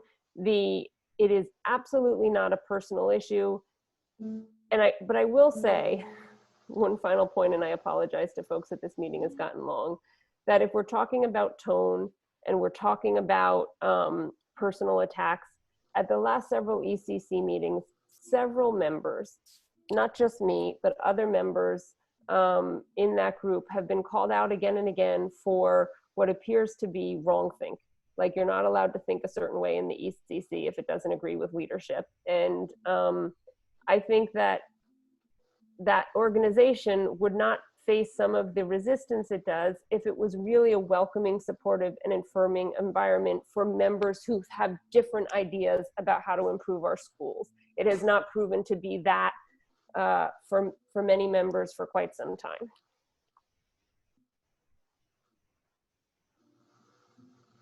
Let me just respond by saying that what we heard during that ECC membership meeting on Friday was 400 years of rage coming out because some people do not fully comprehend what structural and systemic racism is. That was the frustration you were hearing. It's not about a difference in opinion. So maybe the next 2 resolutions, I think, talk to issues that focus on, to some extent, structural racism. My living room's integrated right now.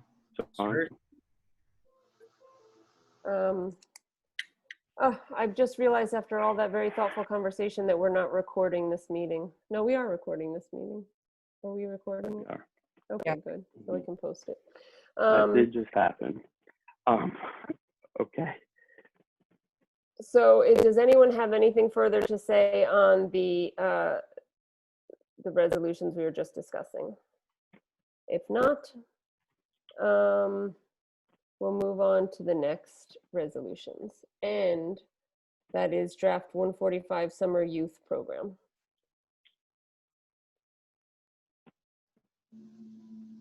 Just introduce really quickly after Shino did earlier, the massive economic and social benefits that this program has shown year over year in the city, how little this costs to the city budget, and how much we support it.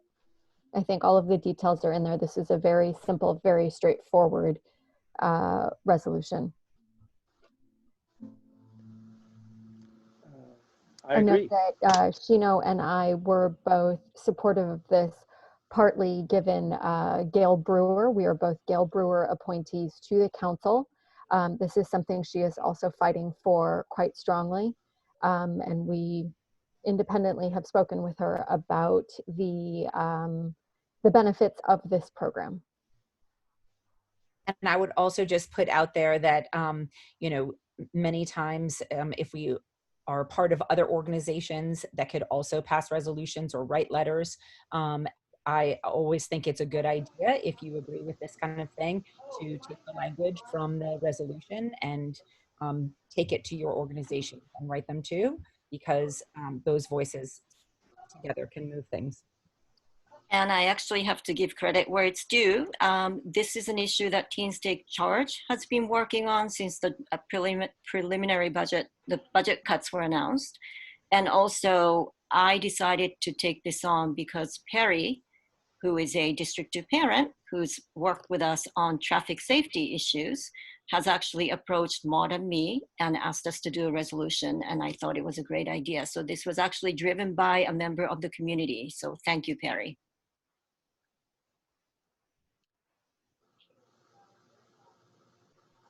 Yes, that is true. Perry has been a very active supporter.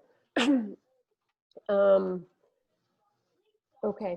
I think we're ready to move on to resolution 146, reforming school safety.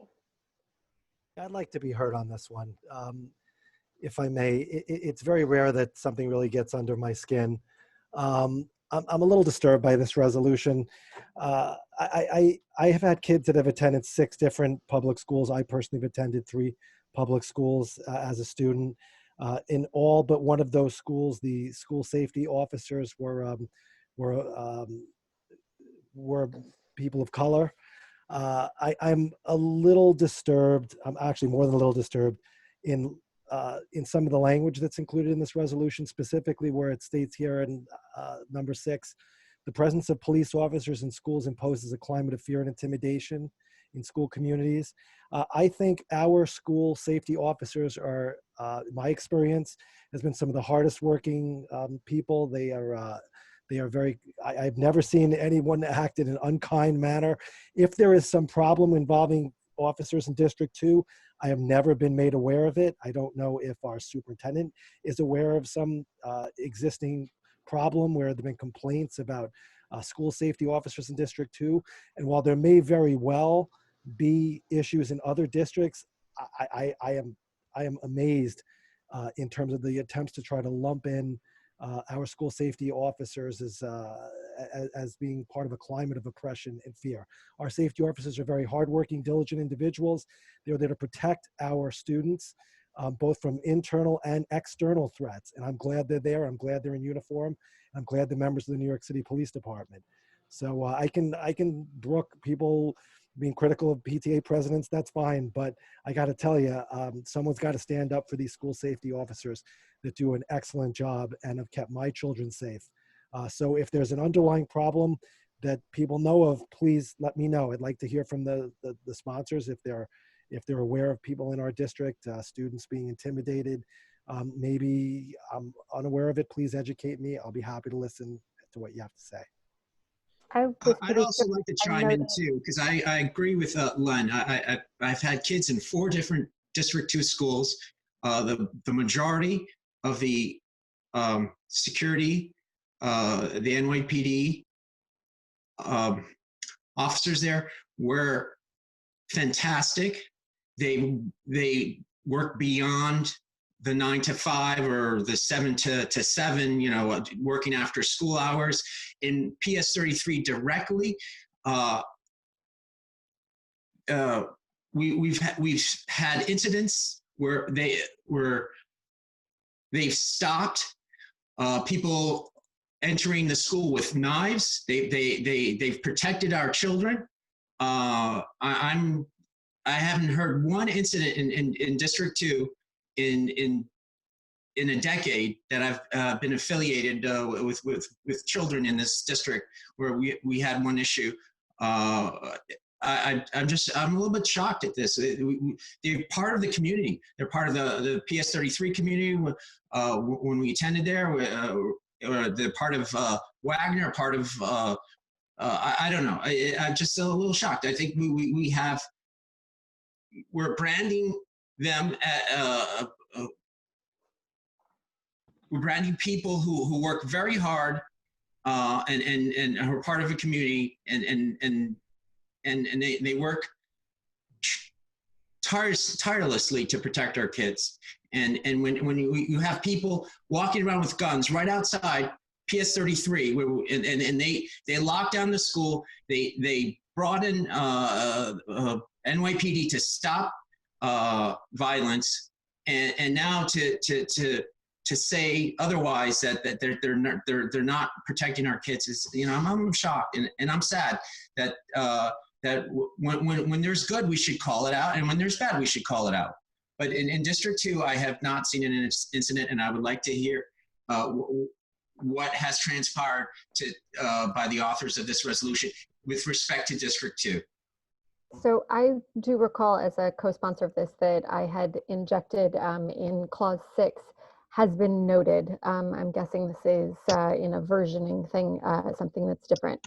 However, please note that we also included in the clause 2 that we are fully aware and understand that school safety officers are beloved. They are part of the school community. They are people to be treasured. My kids have also been in many different schools in this school district, and I do appreciate that they are there. However, I do not want them to be New York City police officers.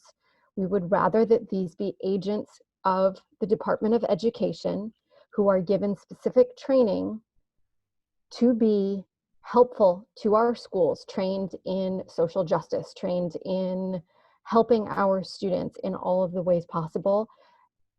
4 different school districts across this country have now recently removed their contracts with police officers in favor of integrating school safety officers within their departments of education. And that is what we are advocating for in this resolution. Can I ask a question on that? I'm sorry. So as far as budget is concerned, are we paying the NYPD right now? Is it a contract that we can cancel? Yes, we are paying NYPD. Okay. Yeah. All right. Somewhere around $300 million. Do you think that the DOE could actually handle like an extra thing like that right now? Yes. I mean, yes. All right. Is school violence, is gun violence, has that disappeared just because of this pandemic? I mean, I don't know what's transpired here. My children have been in a school where there's been gunshots right outside the school, where people with knives have come into the school. Has this disappeared? We don't have people. We're not planning to have people protect our children anymore. I don't. No, we're not saying eliminate the school safety agents. School safety agents should not be police officers. We want them to be school safety officers who work for the DOE with appropriate pedagogical support skills, but at the same time, protect our kids.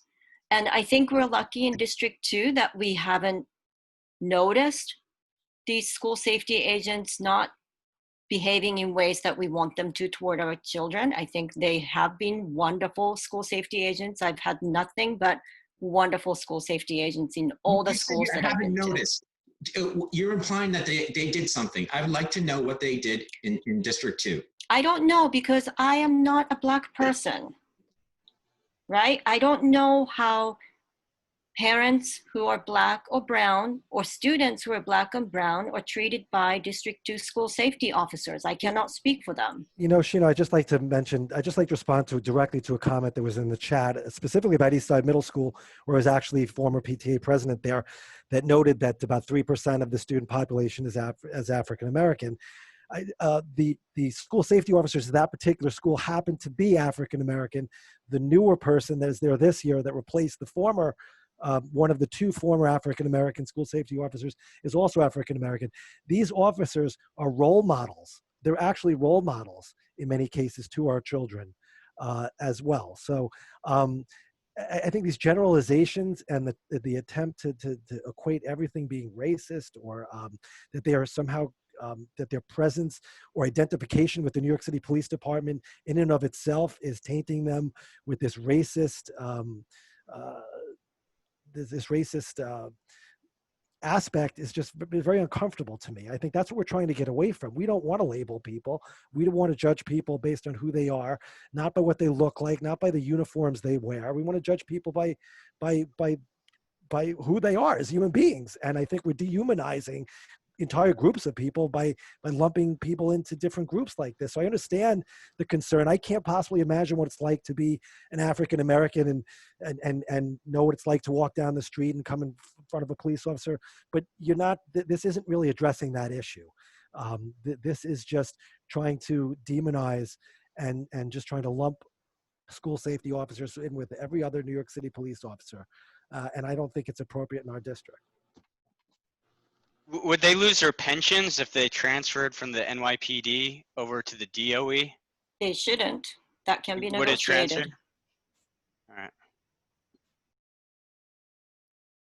Also, it's just an optics thing too. It's like police officers inside the schools. I mean, it's not like these safety agents aren't, it's not like they have some magical powers that other people don't have. I mean, when someone brings a gun in, do you want a police officer to try to stop the event from happening, or do you want someone who's going to discuss issues that are unrelated? I don't know. I don't understand. And I think you're missing the point. We're not so many incidents in this country, and I and hate we are guns, not saying that the school we need to also have some protection for our kids. And what I've seen amazing jobs by our school safety agents at PS 33, and it's a balance. Donalda Chalmey, our superintendent, has said it's a balanced school, and our safety agents have done an amazing job there protecting my child. I can't walk in there to them in September and say to you, "You're gone," because people branded you as racist. And what? Then What we're do not they do? saying that they're saving our, they're protecting our kids, and that's how you want to treat them. I don't understand that. But then we're not saying that they should be fired. We're saying that they should be recast as agents of DOE, not as the New York City Police Department. And also, if there are things that they could even be improved, we're saying that there's a possibility for improvement. And it's not that they wouldn't have safety training and the skills to handle somebody who coming in with a gun. It's not that they wouldn't be trained in any of those things. It's just that they also would be trained in, possible, social justice, to have either there's many. So why don't you ask the NYPD to have them also trained in that regard too? But I have seen amazing work by people who've put their life on the lines for kids, for students, for elementary school students. And now we're saying, screw you, because you're NYPD, that makes you an evil person. That's what you're saying. I think that's not what we're saying, but I think that if you obviously don't want to hear what we're saying.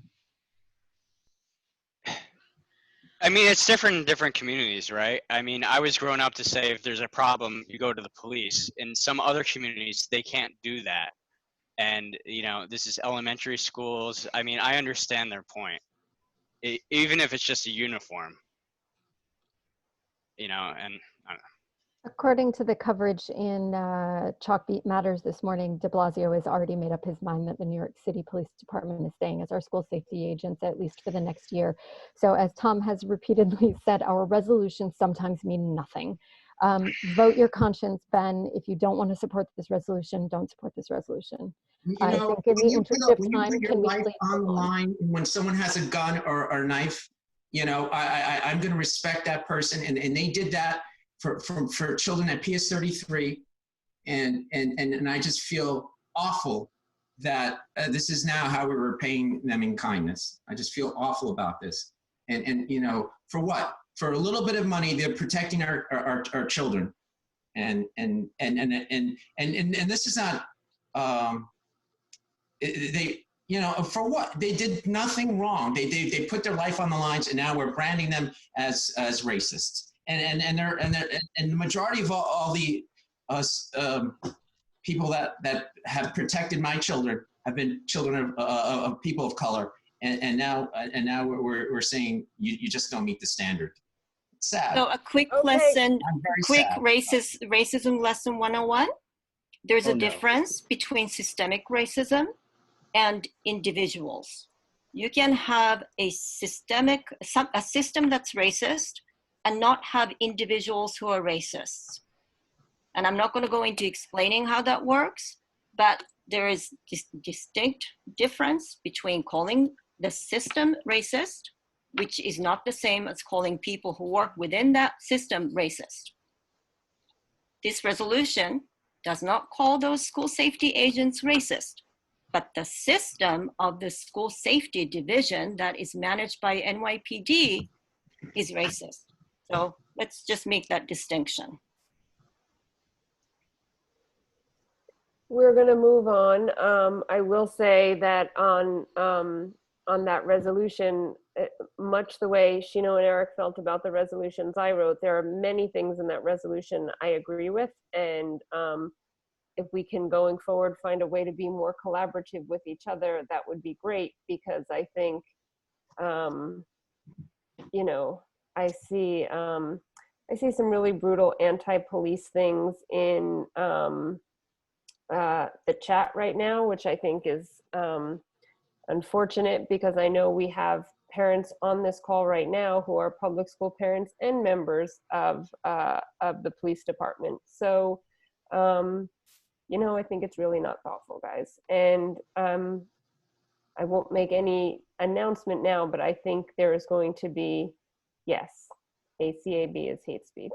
So I will say that I think the folks, Stephanie, whoever you are, we're gonna not have the chat going forward because of the behavior like this. That will be my own personal opinion. And I suspect there will be more than enough council members who share that opinion with me. So to Eric and Shino, let's collaborate better, because you say there are points that I made that you could agree with had I made them better or differently. There are things in this resolution. I have worked for many years in the criminal justice system, and I have strong opinions about the way, what we can and should expect from our police officers, and what's the difference between really good and high quality police work and what is unacceptable, and what, you know, things that I have seen in the criminal justice system for years that are wrong. So had we been able to collaborate with each other coming into this night, I think we could have found a lot more points of agreement, and that we should as council members set that standard for ourselves. So let's move on now to the final resolution of the evening. Who is going to present draft 147 to end screening? Eric, were you going to go ahead? You can go first, Emily, if you're ready. That's fine. Okay. I, you know, thought a lot about what I wanted to say, and I actually wrote a letter to the admissions committee at the DOE, and I feel like I'm just going to read the statement that I wrote to them because I feel like it really sums up what I want to say. I'm a white mother of 3 white children, a former PTA president and an SLT member in my second term here at the CEC, and I chair the Students with Disabilities Committee. And I'm writing today to add my voice to the many in our district and beyond who are calling for you to do away with the painful screens that further segregation of children in our New York City schools. There are too many reasons to list here, so instead I will share a personal story. My son started his 6th grade at the Clinton School this year, and in October we were walking home from one of his interscholastic soccer games. We were chatting about the game and the other team and how disappointing it is to lose, and out of the blue he turned to me and said, "Mom, there are no Black people in my school. Why?" And I just stopped on the street and went silent for a while. I really did not know what to say. Why aren't there any Black people in his school? It was such a simple question. How is it possible that I, a public school girl almost all my life, who believed so deeply in what that word public means, who went to an intentionally integrated public school in New Jersey and knows how positively that shaped my life, how is it possible that I did not know how to answer my son, my white son, who has been given everything that we were able to in terms of education, is also given privileges that come with his skin, that come from our society and institutions, privileges that we don't control. He knows that his school is hard to get into. He knows that he had to get good grades and ace the state tests, have no absences and latenesses. Does he somehow think that Black and brown people cannot do this too? Does he believe that they just don't work hard or not smart enough? I do not want to have him to ask this question anymore. Even more urgently, I do not want him to take away the silent, racist message that, in spite of my eventual explanation, will be the one that truly sinks in. Change means allowing our public schools to be open to all. Action means ending the screens that limit a child's potential and send the message that you're not good enough. Ending segregation means ending the ability for schools to pick a few at the expense of the rest. Today, we can begin to make change. Today, we can begin to take action. Today, we can begin to end segregation. I use the word begin because this is only the start. Ending screens is the easy part. I believe that the reasons that many parents are so fearful of this change is because of the hard work that must follow. We must address the racist policy that restricts this city to 34 children in a classroom when affluent neighborhoods in the suburbs have 21. We must jettison the failed teaching methods of whole language and balanced literacy that are not based on the science of reading and writing and continue to leave at minimum 60% of students behind. We must deeply invest in training teachers how to teach reading and writing using explicit, systematic, multi-sensory instruction. We must continue the work of culturally relevant pedagogy. We must fight for scarce dollars and ensure that they go equitably into the classrooms using methods that work. As I look outside my window in Soho and listen to the hundreds of thousands of peaceful protesters, as I interact with my children while they school from home, I know that this is the change that must happen. This is where we must start. I look forward to working with you on the next steps. Can I jump in? Go ahead. Yeah? Okay, thanks. Girls, quiet for a moment. So I think your hearts are in the right place, and I think there are many adjustments that can be made to our screening process regarding transparency, removal of absences from screening. I think that if the kids can get the test scores and grades, their home life should not affect the schools that they go to. I think grades themselves may not be a great screening measure because of the inconsistency in grades, and perhaps class rank, something like that, would be a better metric.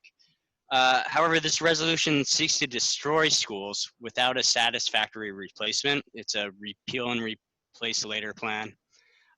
Using the tragedy of George Floyd in this resolution seems tasteless and senseless to me. George Floyd was a victim of police brutality, not school screening. Your opinions on school screening have not changed from before George Floyd.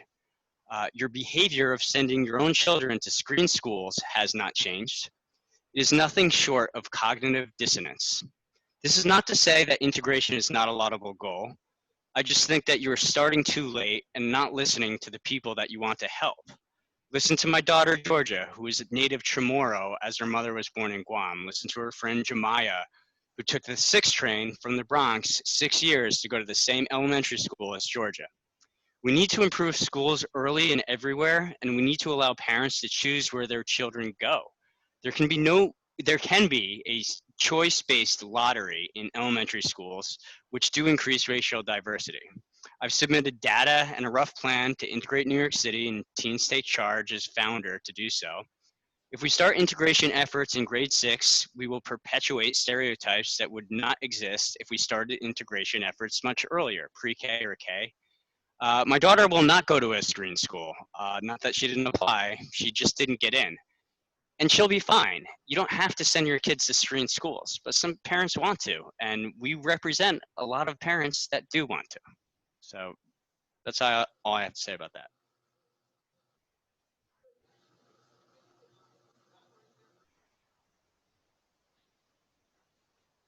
I'll go.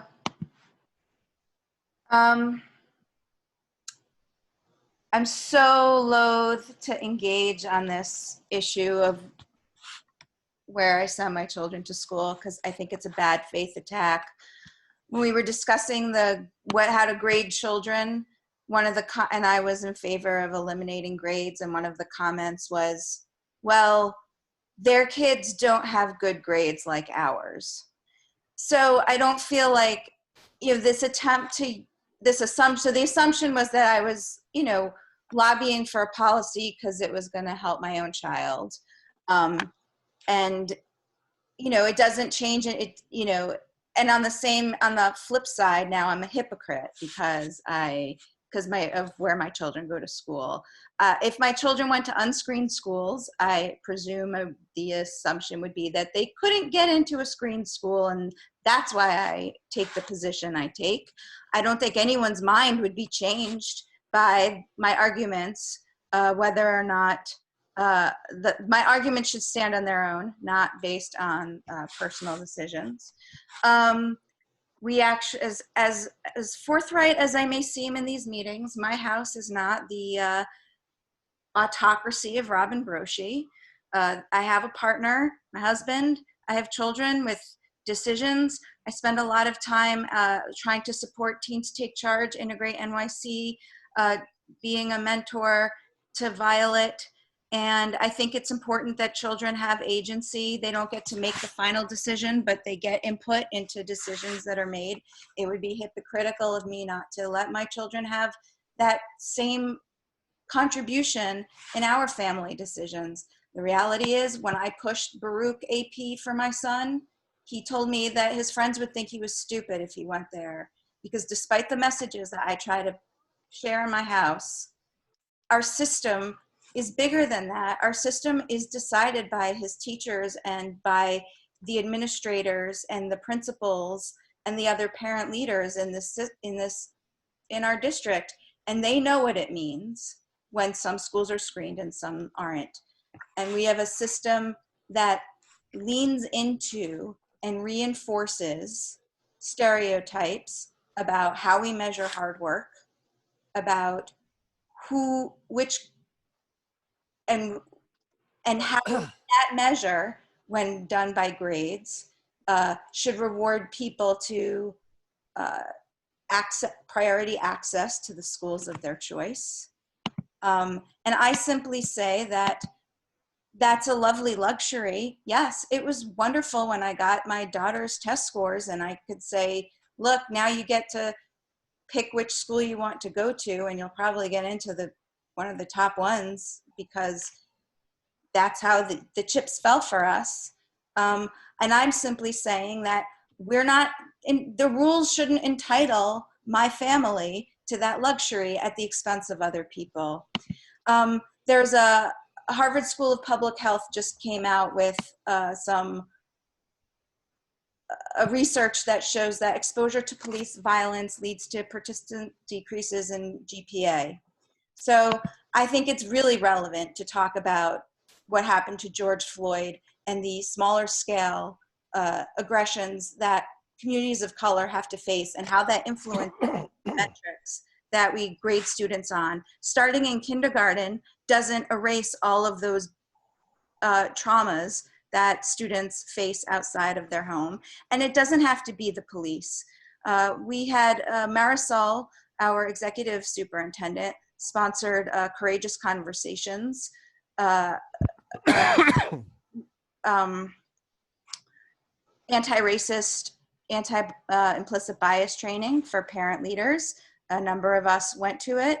And on this second day of this training that was supposed to be about understanding how insidious racism is, we had to derail the entire morning because one of the participants in the training was accosted by a white man in a suit on the subway, calling her the N-word, pushing and shoving her for merely what he thought was sitting too close to her on the bus, on the subway. And this is an adult woman who then had to show up at our meeting. And at first she wasn't even going to talk about it. She was going to try to dive into her day normally. And all I can think about was, what if she was taking her kid to school and her kid had to perform that day with the white parents? This woman was in an anti-racist group, and she wanted to suppress the trauma that she experienced to go along, get along. And that the idea that we're going to ignore all of these, the external, I mean, it's not external. All the systemic racisms are interconnected. Someone in the chat earlier said something about it's about income, but it's not about income, because these kinds of traumas are race-based. They are not based on income. So it's a little droning, not as focused as some of my prior statements. I think it's very relevant to be explicitly calling out the way Black and Hispanic children are always going to be, not always, excuse me, the way that screens end up excluding them from the most resourced schools in our district. And I think it's very relevant that all of the changes in our culture that we've just seen in the past 3 weeks are at the forefront of why we have this conversation. I just want to add for 1 minute here, real briefly, some stats from the Access and Diversity Report from the Center of New York City Affairs. Screen schools make up 15% of high school students are 15%. Screen schools make up 15% of high schools. Screen middle schools are 18%, and more than half of screen schools are Black and Hispanic, and 60% of screen schools include low-income households. So those are the stats. So this is what we're dealing with. You know, I would like to add some breaking news here. I'm just like the mayor. I'm just like the chancellor. I'm just like the sponsors of this resolution.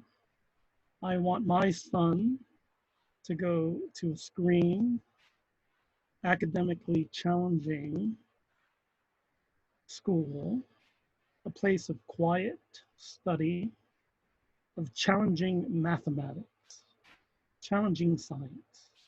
I'm Latino, so that's what I want for my son. And I understand that the mayor wanted that for his son, and the chancellor, and the sponsors of this resolution. And I've been sitting here and listening to everyone speak, and it seems like everyone wants to speak for Latinos and poor African Americans, but they never listen to poor Latinos, the poor African Americans, and what they want, and how they would like to be in a school next to students that are dedicated, that want to learn, that are not disruptive. That's a good thing. And that's what I want for my son. And that's what he's getting in an SP class. And there's nothing wrong with that.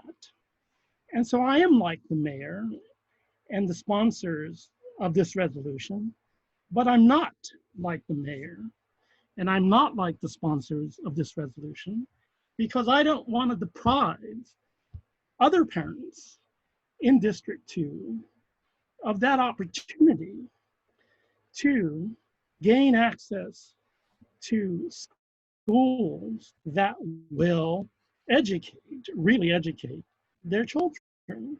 So I think people should think about that. And, you know, when I was thinking about this discussion that we're going to have tonight, I thought about this school up in Upper Manhattan, the Manhattan Center for Science and Mathematics, which is 95% Latino minority. And a rumor got out that the chancellor wanted to unscreen their schools.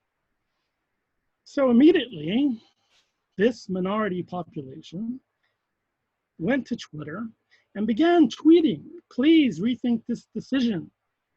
How dare you work behind our schools' back to take away our screening? Every student worked hard to get into this school. We don't deserve to be punished. These are Latinos and these are African Americans that are sitting next to other African Americans and Latinos that are learning and that appreciate being in an environment where we can learn. Oh, sorry. And so that school, okay, and the students there, they wanted to keep their screens in Upper Manhattan. And so, because I see a certain incoherence in the arguments and the positions that these advocates are taking concerning the eliminating of screens and with the actions that they take with respect to their own children, I urge my fellow council members to vote no on this resolution. We can amend these screens. We can increase the population of students that are Latino and African American that want to achieve academically. We can do that without simply eliminating these screen schools in D2 that parents want an opportunity for their children to attend. Thank you very much. Thank you, Ed. If we have no further comments. I'd like to add a comment as well. Go for it. All right, you're excited to hear from me, I could tell. It's past my bedtime, Eric. It's really nothing personal, but please share with us your thoughts. Thank you. So we've spoken about screening in our schools for several years now. I think tonight is another opportunity for us to reflect on the values behind screening, what it does to our community.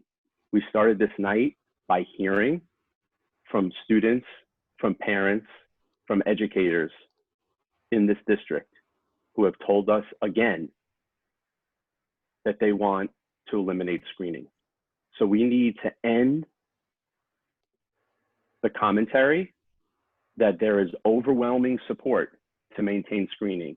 Tonight, if you listened to the people in this meeting, they have told you loud and clear. Those same people told you the same thing last month. They're out at meetings and public forums. They have voices. Everyone here in this district has a voice, and we need to listen to those voices. I think it's important to understand that our superintendent made clear that all schools in District 2 are ready to educate our children. If we believe that our schools in District 2, specifically our middle schools, are not ready to unscreen, then we are basically saying that our educators, our principals, our teachers are not living up to the expectations that we set for them. So there's two things I want to say very clearly.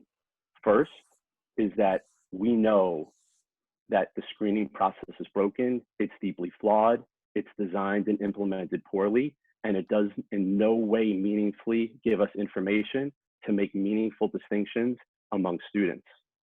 Second, and more importantly, screening is about labeling, separating, sorting, and eventually segregating students. And this council, leadership in District 2, continues to focus and push on maintaining a system that does just that. This is a first step that we can say clearly we are looking to end exclusion in this district and start on the path of reconciliation and bringing our community together. I hope and urge everyone on this council to vote to end screening tonight. Let me just jump in and say to everybody here that the most effective way to vote against screening is to not send your kid to a screened school, because you don't have to. I didn't. I want to make a comment about some things that I heard from the parents who spoke. Primarily, actually, resources. Somebody said the way to fix schools is rethink resources. Some other parents said we have to fix elementary schools. Some other people said we should really be creating more high quality schools. I agree wholeheartedly. And for those of us who are pushing for school integration, all those are pieces of the big plan. Removing screening is just one little piece of our way to move toward integrated schools. We absolutely have to integrate elementary schools somehow. I'm not sure how we're going to deal with the zip code, but that is something we have to do. We absolutely have to rethink how resources are allocated among our schools. And when I say resources, it's not just about money. It's about human capital that exists in the predominantly white schools that a lot of the Black and brown schools do not have. We also have to think about what is being taught and how once students get inside the school buildings. That's culturally relevant pedagogy. We have to do all those things as well as removing screens. And what I wanted for my kids were schools that are not predominantly white and really affluent, because that's sort of the home environment. I'm not white, but my husband is, and we have an affluent lifestyle. And I wanted my kid, my younger one, because this is when I became more aware of these issues, I wanted her to experience the diversity of the city. Regardless of the admissions method, the school that I found was Lower Manhattan Community Middle School. When she went there, that school reflected the diversity of the district. We were pretty close to the district average in race, socioeconomics, English language learners, and many other metrics, test score distribution too. So that's why I sent my child to that school, and she happened to love it, and they happened to be screening students. And then for the high schools, like Robin said, there are many, many, many things that go into making a decision for high schools. My older one gave me all my gray hair, so I knew what it was like to deal with a teenager. She picked a school that was right at the poverty level, 60%. Actually, when she started, it was dipping down to 58% students living in poverty, and it was majority Asian. Those are decisions I made, and I stand by them. And once I started these schools, as a parent, I introduced discussions on how to talk about race with parents. I work with the administrators at both schools on how to address equity within the school. So as far as I'm concerned, I am walking the walk.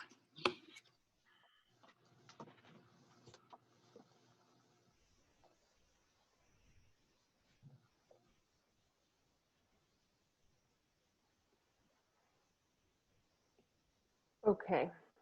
Do we have other comments from? Can I move for a vote on the resolutions, please?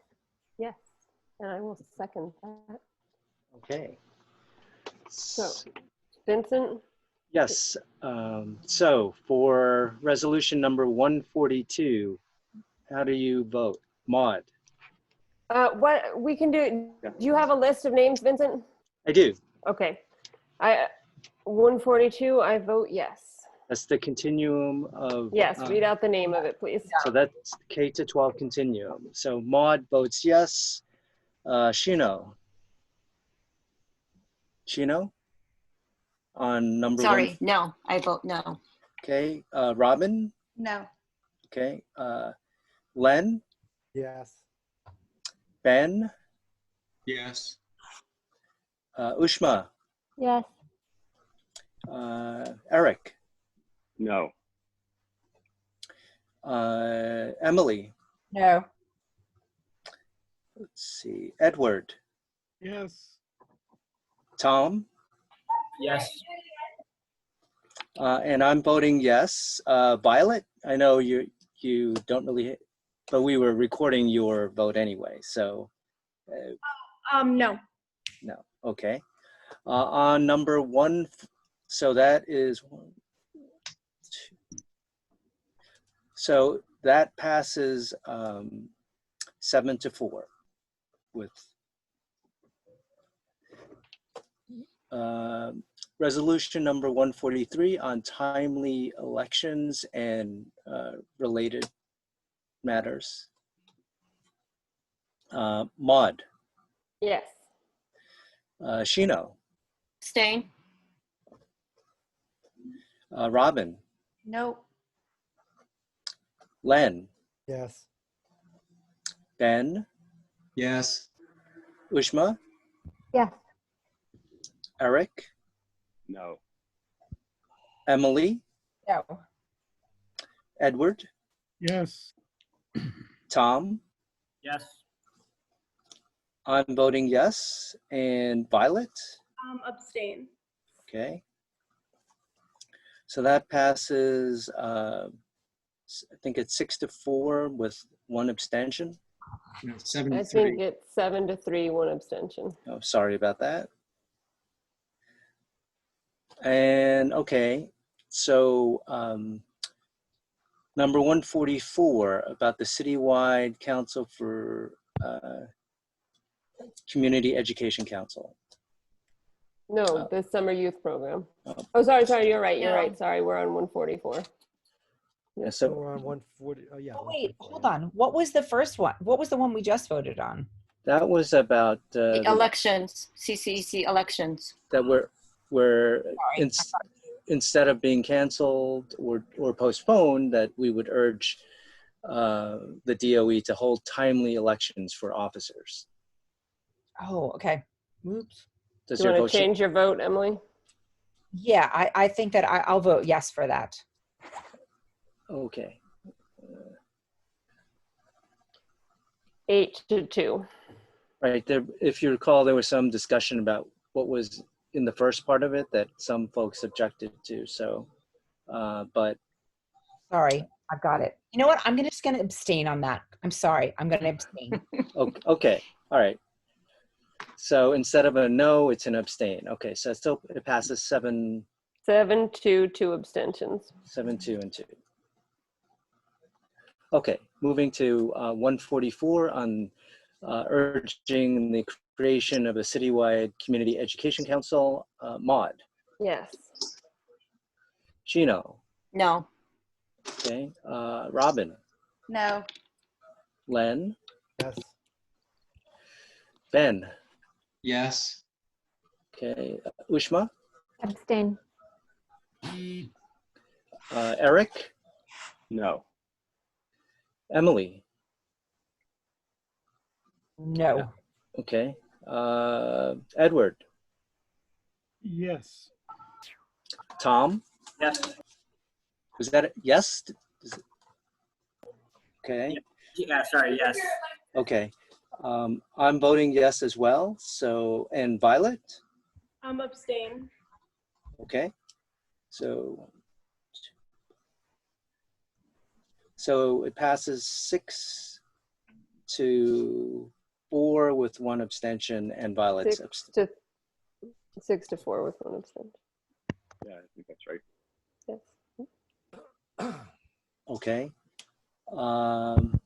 So restoring student youth employment program, number 145. Maud? Yes. Shino, Yes. Robin, Yes. Len, Yes. Ben, Yes. okay, Wishma, Yes. Eric, Yes. Emily, Yes. Edward, Summer youth, yes. Tom, No. okay. I'm voting yes, so it passes 10-1. Violet, did you? Yes, okay. Okay, so it passes 10-1 with Violet saying yes. Resolution number 146 on reforming school safety. Maud, Abstain. Shino, Yes. Robin, Yes. Len, No. Ben, No. Wishma, Yes. Eric, Yes. Emily, Yes. Edward, No. Tom, Abstain. and I'm voting no. So let's see, what's that coming to? So that does not pass, 5-4 with one abstention, 2 abstentions, I think, right? Yes, 2 abstentions, 5-4-2. 542. Okay, and the last resolution, eliminating screens. Maud, No.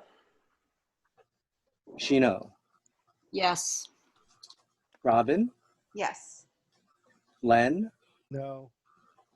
Ben, No. Ushma, Yes. Eric, Yes. Emily, Yes. Edward, No. Tom, No. and I'm voting no. So that does, Violet, did you have? Oh, yes. Yes, okay. And so that does not pass. That's What was the tally? let's see, it's 1, 2, 3. That's Five no, 6 yes. 5 yes, right. 6 no. yeah, that's correct. So it does not pass 5-6 plus Violet. Maud, just a point, I think, were we supposed to do a motion for these, a motion, not necessarily a vote, motion to approve the resolution? Oh, right. We Oh, didn't do that. Yeah, we yeah, did just to not- keep it, yeah, just to keep it, because Yeah. I just want to thank Jennifer, our resident expert on that, Sorry, for that's keeping my us fault. honest again. I'm sure When all I'm- 114 people logged in right now clearly remember us all taking a motion for each resolution. Ushma's motion to move us to a vote will convert to, I move to convert that motion to be a motion to approve the resolutions. Can we just edit the video? What exactly do I need to say? I move to approve the, to vote on the resolutions and approve. To approve the resolutions. I move to approve the resolutions. And I second that. Okay, so And the previous tallied votes shall now count. Do we have to move to approve the move the approval? Is Jennifer Alright. gone? As long as Motion she tells, to as long as she adjourn. gives us a thumbs up, I'm good with it. Oh, We have Jennifer's now- still here. Jennifer, I'm going to unmute you. I think. Where's Jennifer? I just unmuted her. No, she's still muted. All right, guys. I Jennifer, think if we need to revote at we our don't- next Jennifer. meeting, we certainly can. I've just asked you to unmute. Wait, Jennifer, you have to unmute yourself. There you go. Technically, the right thing to do is that you need a motion for each resolution. I Up to know. you to make the decision. You want it to be right or not. Let's Doesn't matter. Can we do it now? Can we make the motions and just rely on the previous votes? It's not like the DOE is waiting on our resolutions to do stuff. I'm gonna say, I make a motion to approve resolution 142. I make a motion to approve resolution 143, 144, 145, 146, and 147. Does anyone second those? I'll second all of them. motions? Second all of them. Yeah. Second. And Now do a roll. Uh-oh. no, wait, now do Uh-oh. what? We Did lost someone just- Jennifer. She said to do a roll call. All right, Oh. we're gonna do a quick roll call. I'm gonna do it. This is to determine if all of your previously stated votes are still your votes on all of the just motioned resolutions. Robin Broshi, Yes. Eric Goldberg, Yes. Vincent, Yes. Emily, Yes. Edward Irizarry, Yes. me, yes, Ben Morden, Yes. Ushma Neal, Yes. Len Silverman, Yes. Shino, Yes. Tom Wrocklage, How to change the heart? No, yes. Violet. Are your votes all the same, Violet? Yes. Yes. Motion to adjourn. Everyone's a little, oh, Second. everyone was a little frozen.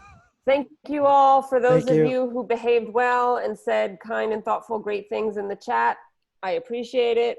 For those of you who didn't, we're not going to have a chat anymore. And to all the council members, I know this was a really hard night and there were some tough conversations. I appreciate everyone putting in the effort. It's 10:40. May you all get to go to bed very soon. I'm drinking. Well, too. There are kids watching. We're not, no drinking. Good night. Well, good night, everybody. Night all. Thank you. Thanks. Bye.